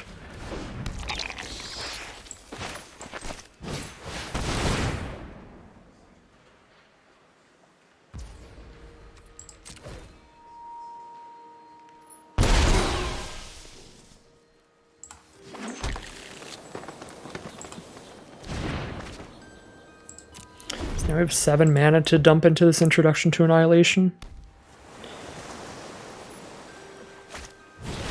Cogwork Archivist. The threats just don't stop coming. Ooh, the 2/1 comes in. And the 2/2, we can just kill a bunch of stuff here. And make the trump block. Sure.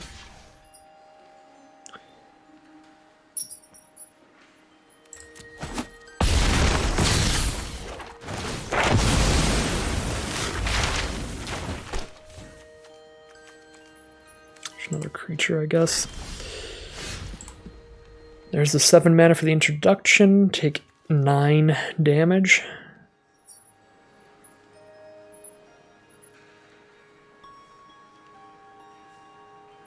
And we can't do it on Archaic because the 8 damage from the Fractal just matters so much.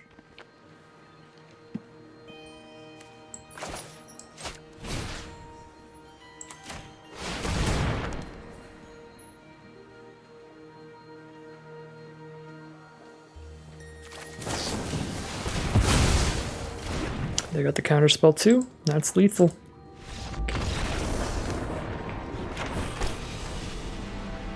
I guess we didn't have to pay the 2 on the removal spell this turn because we had nothing for them to remove, so we should have tried to Rise of Exodus instead, but they just countered that also. That way we could learn a lesson after we exile their card. Yeah, Rise of Exodus would have been better. But it would have also gotten countered. So not a ton to say that game. Another slow start from us, and our opponent had a lot of nice early game card draw to capitalize there. They just had a lot more cards than we did, just dumping out threats over and over and over. We could not keep up. And the Wandering Archaic really sealed the deal to make sure we can't even cast our removal against it effectively. Alright, here we are in game 7, 4 and 2. Pretty great hand here. Both of our colors, plays on turn 2, something we've been lacking in some previous hands. Maybe should have mulliganed like the last game's hand for just how slow the setup was. Playing against green-blue here, Quandrix. I think I like to get on the aggressive for this matchup, play Arrogant Poet first. Could be another reject here. Counter the Poet.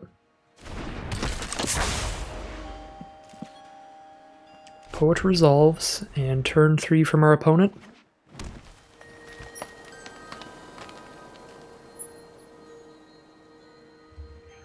Two forests and an island. Springmane Servant it is, a 3/2 that gains 2 life when it enters the battlefield.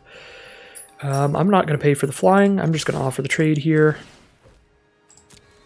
Our 2/1 trading up into a 3/2 seems like a good deal to me. And if the trade is not accepted, then maybe our other 2/2 will trade into the 3/2 on blocks.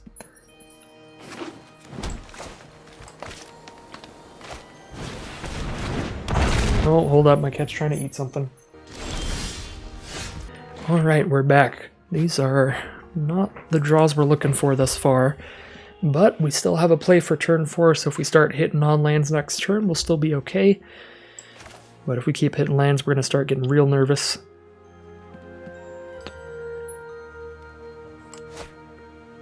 I think we just attack these. These are all fine trades for what they have. So we'll just attack again.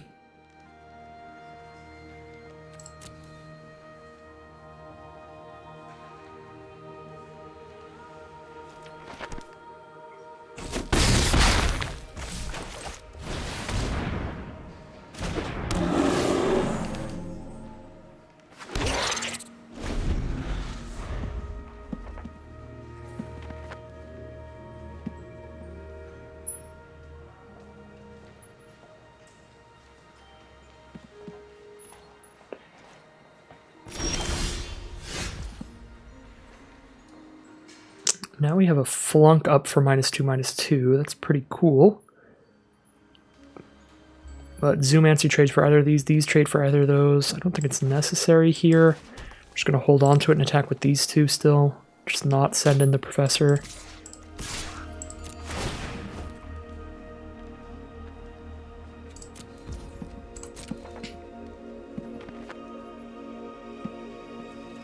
We have all the lands in our hand to make this colony bigger if it lasts that long, but it looks like the trades are going to happen here. At least the Spring Main Servant's going to trade into it.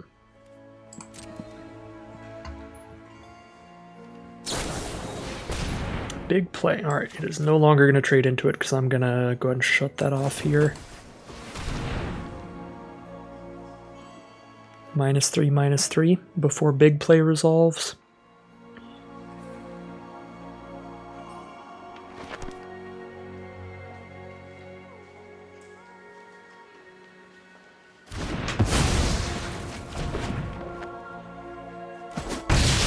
Cool. So Scourge Colony remains on board.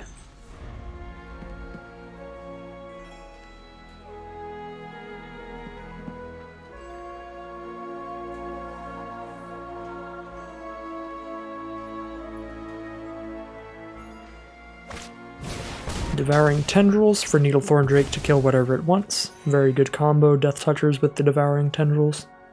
Just makes this 2-mana Doomblade. The green Doomblade. That also gains life. Attack everybody here, they all trade into the Drake, and then we'll play another Arrogant Poet. If they make any trades here, I assume it's going to be Scourge Colony, because it is not far from a 4/4 status. Yep, the trade for Scourge Colony will happen here. And that would happen even if it got any bigger later. Another Arrogant Poet. Reject on this, we'll pay the 3.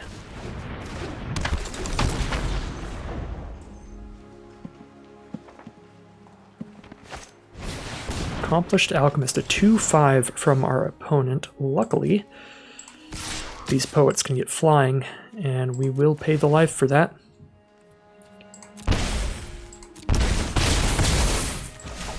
And cast a Biograph here, while they don't have any counter mana.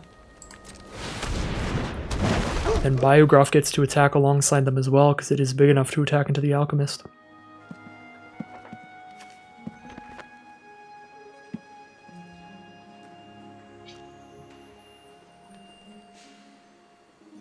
So the Alchemist could be mana fixing them for a color they haven't drawn yet. Potentially. They have 4 cards in their hand still.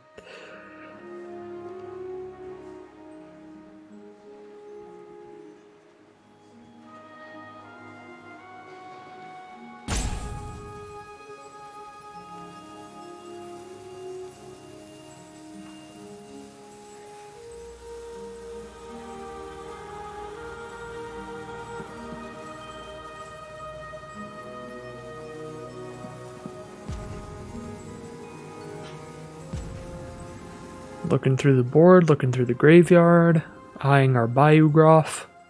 I don't know what's going on here, but I don't think I like it.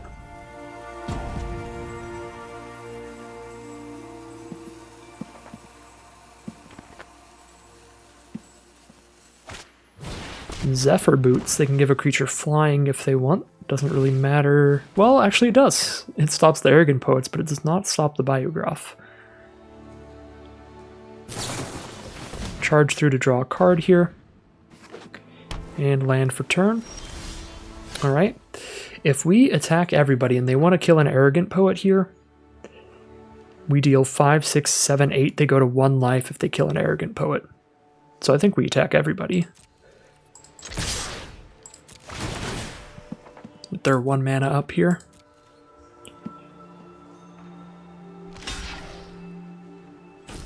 Yep, they go to 1 life and we have 3 creatures on board.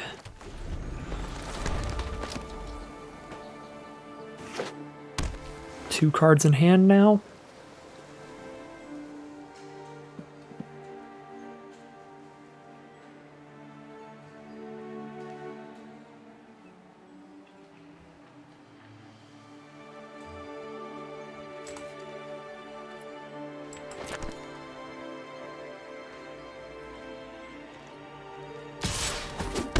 Attack with the Alchemist to draw a card and discard a card, see if they can find an out here.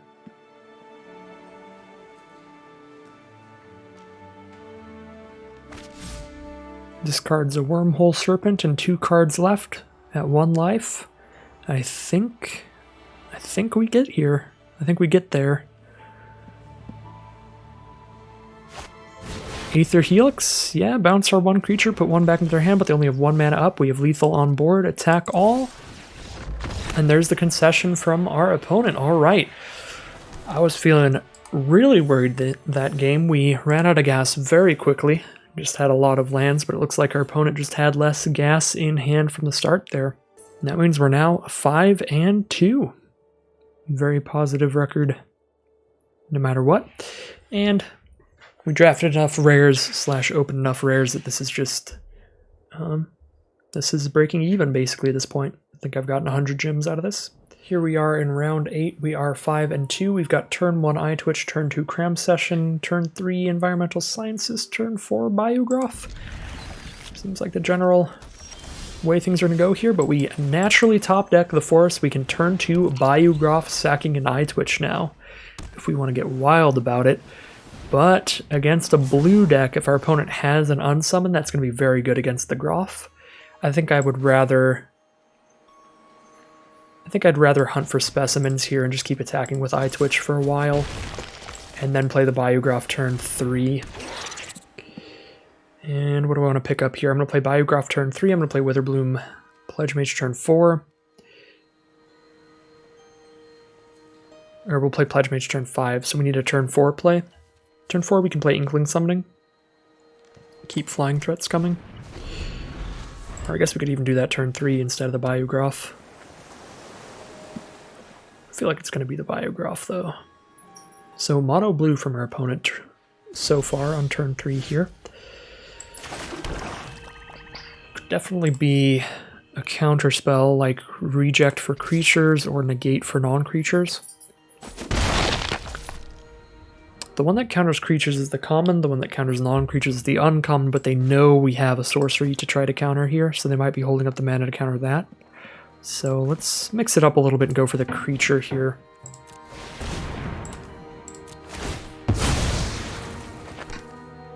Hey. Hey. Rosie. Stop. Don't go in there.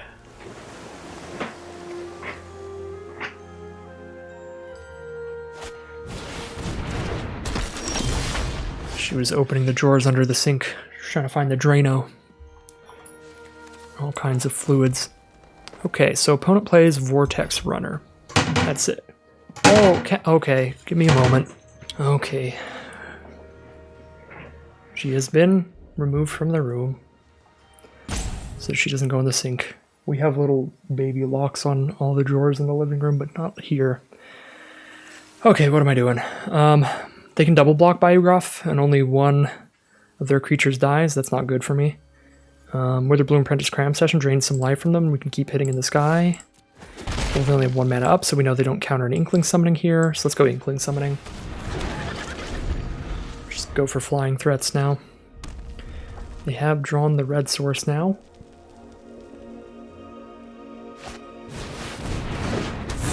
Maelstrom Muse, that's a problem. That is a 2/4 flyer to block our flying stuff. Ooh, Quandrix Pledgemage.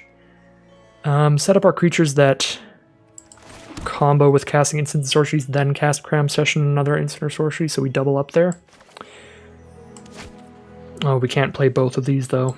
We don't have enough green mana, so we just play the big Pledgemage first then.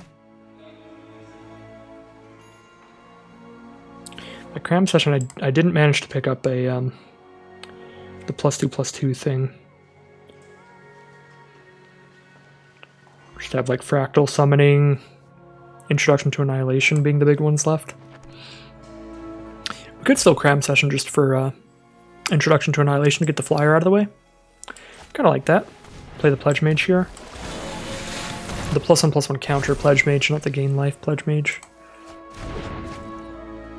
That could clear the path for the flyers. At this point, we could also have attacked with Biograph to help try to clear the path for the Quandrix Pledgemage. Opponent has 6 mana now. They need 7 mana to start casting the very scary spells, like the 7 mana create 2 4/4s. Another Cram Session. That's so good with this Pledgemage. But for now, I think we're getting the flyer out of the way, but they have the 4 mana up now for counters. But if they've got it, they've got it. They're going to have it at this point from now on with 6 mana. Alright, no counter. They're going to draw the card here, but we're going to start hitting again in the sky. Soon enough, Quandrix Pledgemage gets to start hitting on the ground. Maybe that was the turn where I turned things around and started attacking with the ground creatures, because if I attacked both, they could only double block and kill one of them. Waterfall Aerialist is down. That's another flyer, but that flyer trades into our flyers, so I don't need to kill that to get attacking. Pretty fine with sending in right now. Now we have 6 mana.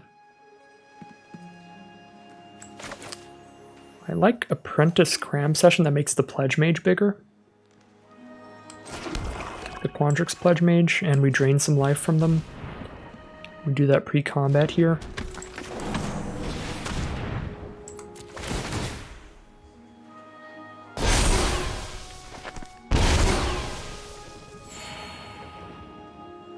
And grab a Fractal Summoning.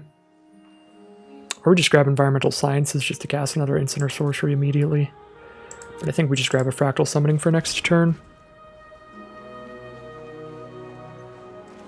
Now we push the aggro here.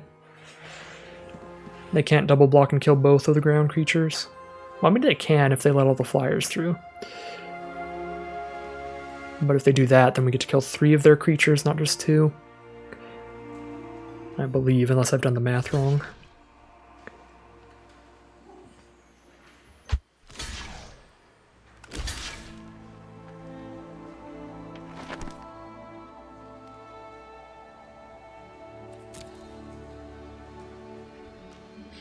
Alright, so I think we kill Prismari Pledgemage here, because it's the higher power, so it's easier for that to stack up and kill one of our creatures than the Vortex Runner is.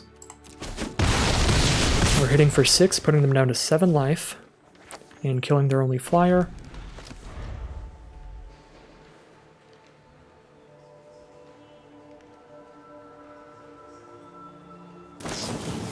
Heated Debate to kill Biograph, our biggest attacker here.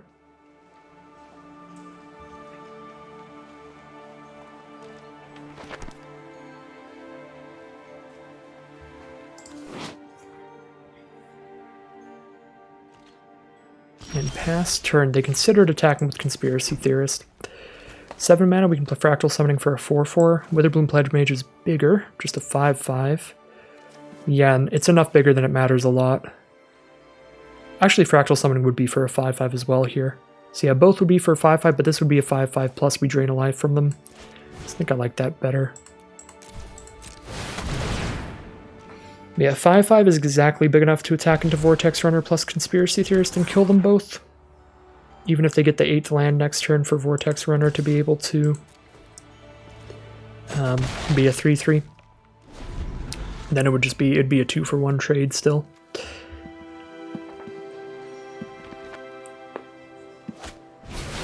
There's the Elemental Masterpiece, the 7 mana card we're scared about. we still get to keep attacking in the sky, and we still have Witherbloom Apprentice to potentially drain them out of the last few points of life. Even if they can deal with the Eye Twitch. The Eye Twitch gets to pull out a sorcery that draws cards for us, the Scry 2 draw a card. I can definitely put in some work towards finding lethal with Witherbloom Apprentice's life drain. Although there's Maelstrom Muse now for a flying blocker. Alright, Arrogant Poet's another flying attacker here. What do we have in the sideboard? I think we're all in on Witherbloom Apprentice now. We just crack the Eye Twitch to grab Introduction to Prophecy. That's basically it. We have Introduction to Prophecy, Pest Summoning, and Environmental Sciences in the sideboard.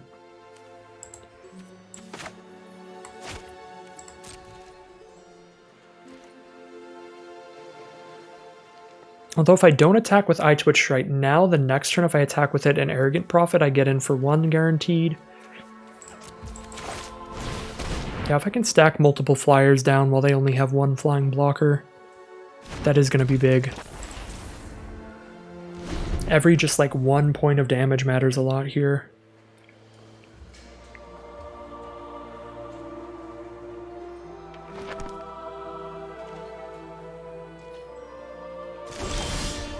Master Symmetrist for trample.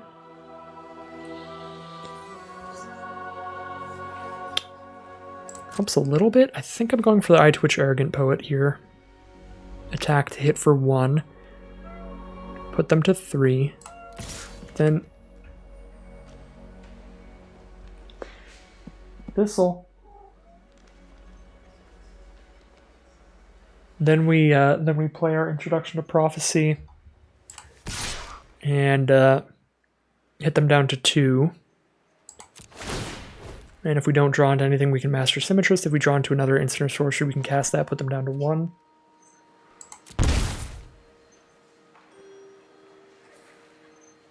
My apologies for this this video.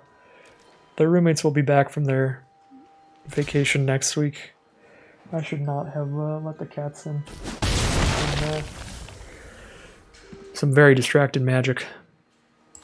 Alright, so they don't pop the Eye Twitch, so we'll be popping it next turn.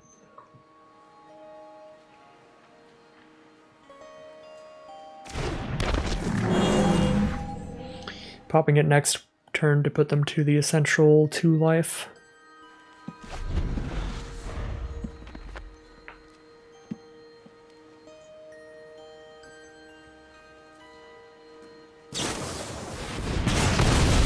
Heated Debate the Symmetrist, sure. No more trample.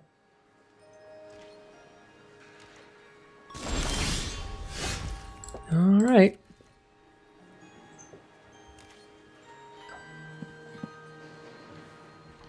It's Eye Twitch time.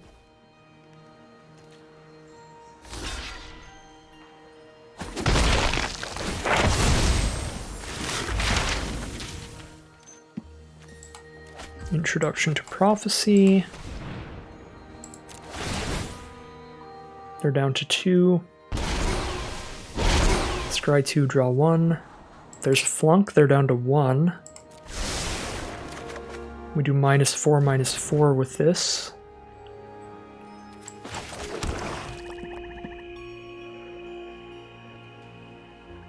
So I don't think it really matters what we kill. I guess we kill a 4/4 on the ground to help the 5/5s on the ground get in. But even then, they block with a 4/4 and a 2/2. That's a kill.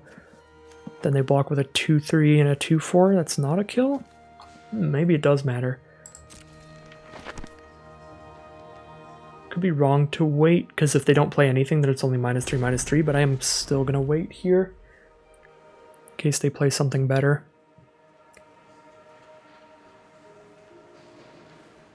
That could change the math around.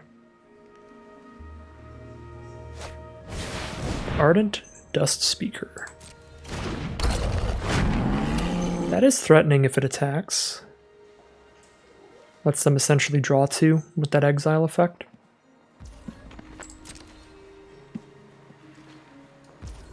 Pass turn. We actually probably have enough flyers in the deck. We're supposed to just kill their flyer here over the 4/4 on the ground. Especially now that they have another blocker, they can definitely stack. Whoa, okay, hello. Whoa, okay. This'll tried to jump on my lap, and she then clawed into my leg, holding on for dear life like Mufasa. No, she did not realize how tall this chair is. Okay, they're down to 1. We need to draw 1 instant or sorcery or 1 flying creature, and we win.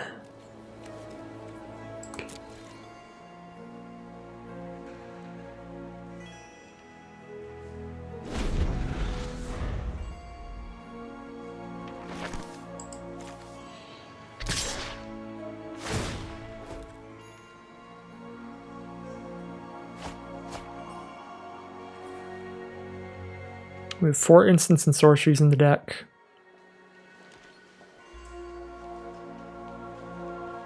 And 1 more flying creature. So we have 5 of these 19 cards would be a win. They have Pillar Drop Ward and Island. Pillar Drop gives them 2 more 4/4s. That is scary.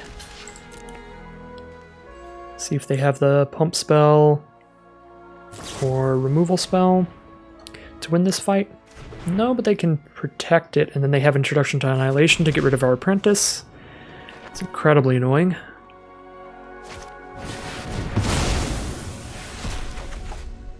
There's the instant or sorcery.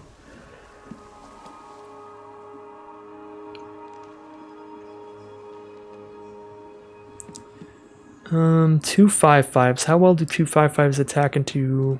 They're gonna have 3 creatures left if we hit one of these untapped creatures.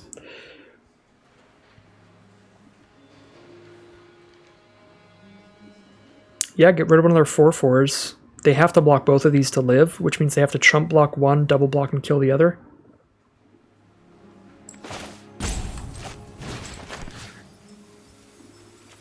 We get to exile their Elemental Masterpiece, so we know that they don't get that with their Pillar Drop Warden later.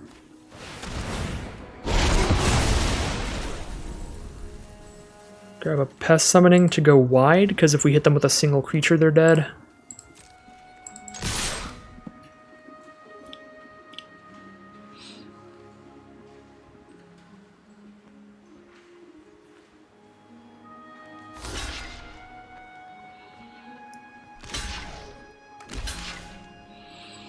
Cool, they can keep the 2/2.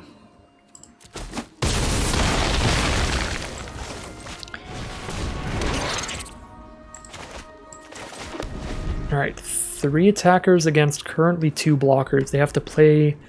Oh, they don't even get to play the Pillar Drop Warden, because they play 1 card in the turn off the Dust Speaker.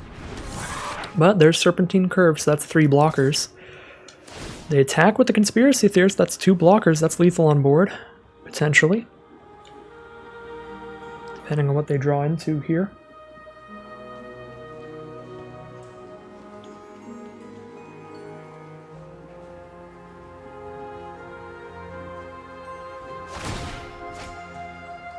Discarded a creature, so they must have another card better than Barog Befuddler in their hand to survive.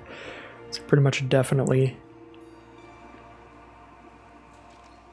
have the stuff they need to survive. Oh, Conspiracy Theorist lets them exile and they can cast it this turn. Okay, so they have the other blocker to cast, and if I double block, they just cast that and shut off the power. Okay, so they have the three blockers then, because they have Befuddler.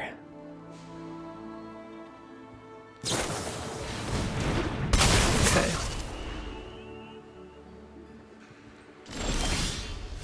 Lash of Malice, now they don't have the 3 blockers. We'll just find out what their 2 cards in hand are here.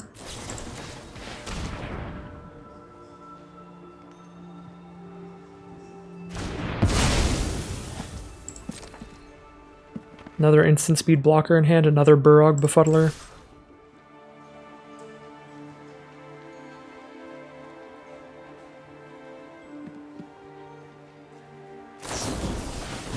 Arcane Subtraction. They're all still dealing 1 damage. So that's lethal.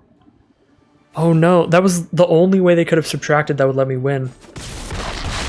They had to subtract a 1/1 and block the other 2. Oh my god. That was really, really close to getting away from us there. But we find the win out of thin air. Thanks to that pest control for enough attackers to potentially get in, and then the Lash of Malice to clear the way. That is 6-2. Now we are guaranteed at a net gain. It costs 750 gems to enter. We've received 850 gems. I did enter with gold though, but then it's like the equivalent of 750 gems. Either way, 6-2. Next round is going to be the final boss, win or lose. So let's get into it. Do I go for the turn 2 cram session for Environmental Sciences, turn 3 into Eye Twitch?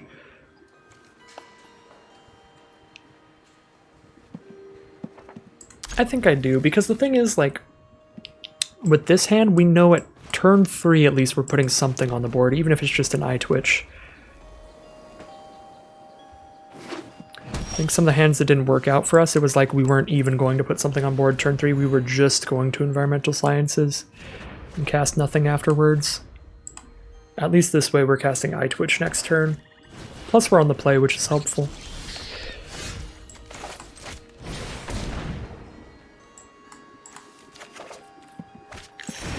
Scourge Colonies, very good against our Eye Twitch. Eye Twitch is not attacking in at any point in this game, because Scourge Colony is a 2-2 with reach to block our 1-1 flyer. Although if they attack in, we'll trade a few blows. We've gained a ton of life, and we're going to keep doing so with another cram session coming up. Ooh, and we get to play a Blood Researcher before we gain more life. I'm into that.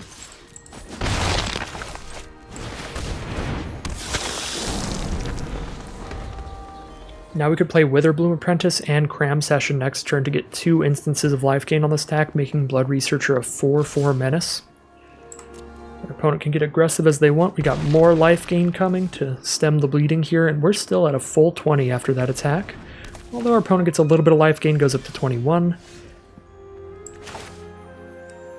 I'm going to do a lot of life gain.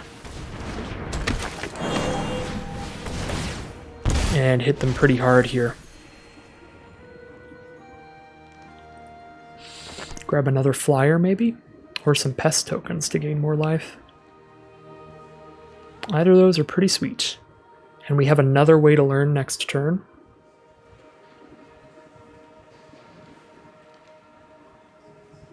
I think I like grabbing the flyer. I don't even know if I'm playing it next turn, but it's an option.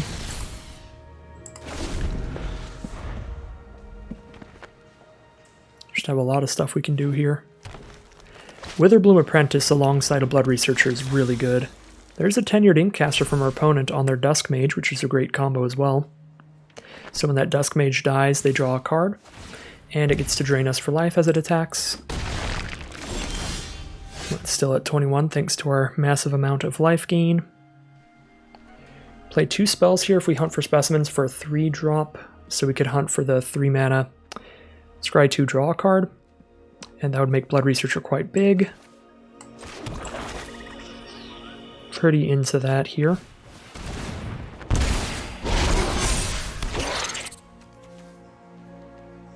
Could even just do Pest Summoning instead. Either of those are pretty great. Blood Researcher is going to be a 6-6. They can double block. They'd have to triple block to kill it. And then we get to kill the Servant and the Inkcaster.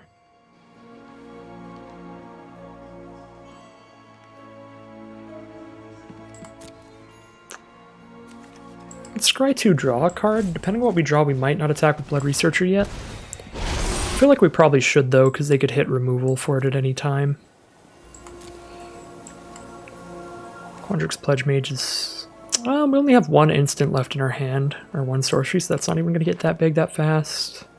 I think I put these both on bottom and draw. Another land. Not bad, because we have more ways to learn, thanks to Eye Twitch. So we will be grabbing a Fractal Summoning at some point. They have to triple block to kill Blood Researcher.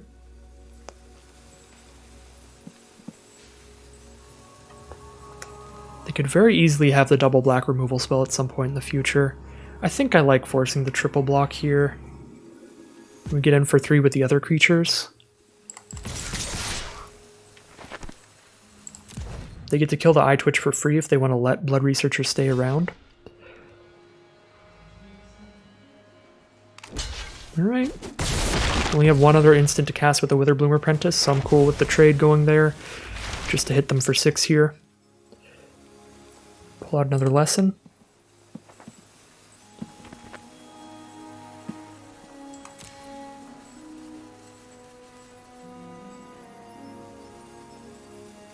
Introduction to Annihilation, have a backup plan if they play something scary.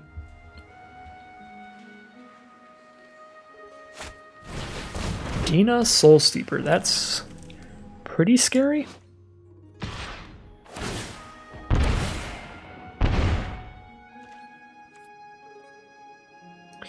I don't think it's that bad on Lonesome. Take the chump block here, it makes our Blood Researcher even bigger. They have 5 power to block our Blood Researcher, which is a 7/7. In order to chump block it, they have to double block it. And we have a Lash of Malice now. Definite attack here.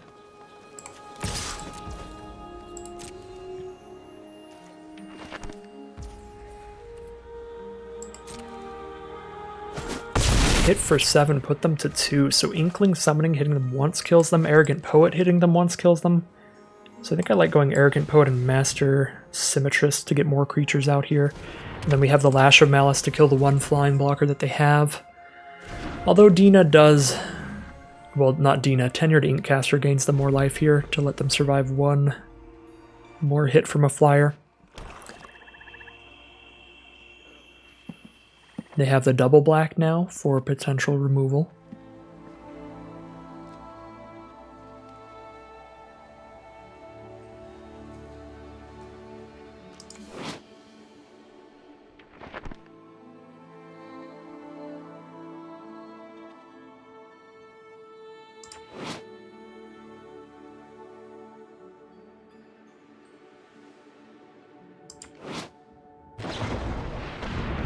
Flunk on the Symmetrist. So they didn't have removal big enough to kill the Researcher, so they go for the kill on the Symmetrist, and pass turn.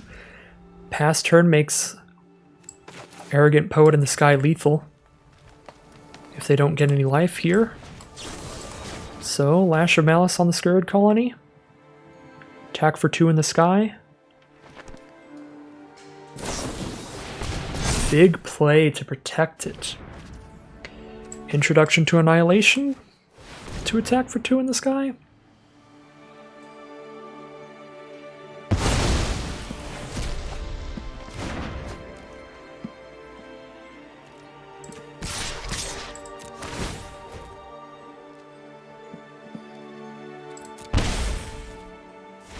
And there's the concession. That's going to be 7 and 2. We played as many games of Magic as we could and still got max prizes in the end with a 7-win run and the return to Strixhaven Quick Draft here. It's a nice little Witherbloom deck focused around just a lot of learning and a lot of lessons. So 950 gems and 2 packs. Take one final look at the deck here before I log off for the day. But yeah, super solid stuff. Biographs were essentially 5-mana 5/4s. Whenever they didn't go off, sometimes they did go off in the early game. The biggest issue that I had was keeping some greedy hands. We got stuck with a lot of mono-colored hands this draft, mono black and mono green hands, and I believe we got punished pretty hard for a couple of those. Just going so slowly, going for the Cram Session turn 2, Environmental Sciences turn 3, not committing anything to the board until like turn 4. So that was definitely a big issue. I probably got a little too reliant on Cram Session Environmental Sciences in those situations where maybe I should have just mulliganed in the first place. But other than that, super sweet stuff. It's got the evasive threats for when the board gets grounded up. It's got nice value to win a War of Attrition by just drawing a lot of cards off these learn spells, drawing the right lessons at the right times. And just solid creatures, just solid bodies at their respective mana costs throughout the game. So, super solid stuff from the Witherbloom deck here. But that is going to end today's video. As always, if you enjoy these drafts and you'd like to see more, just stick around on the channel. There will be plenty more in the near future. At the end of the month, we have Innistrad double feature, which is Innistrad Midnight Hunt and Innistrad Crimson Vow all together in one draft format. So we'll be doing plenty of that. And then February, we have Kamigawa Neon Dynasty, the Japanese mythology plus cyberpunk themed set. So really cool stuff on the horizons, and I'm excited for all of it. So once again, thank you all very much for watching another video here, and I'll see you again soon for some more Magic Arena.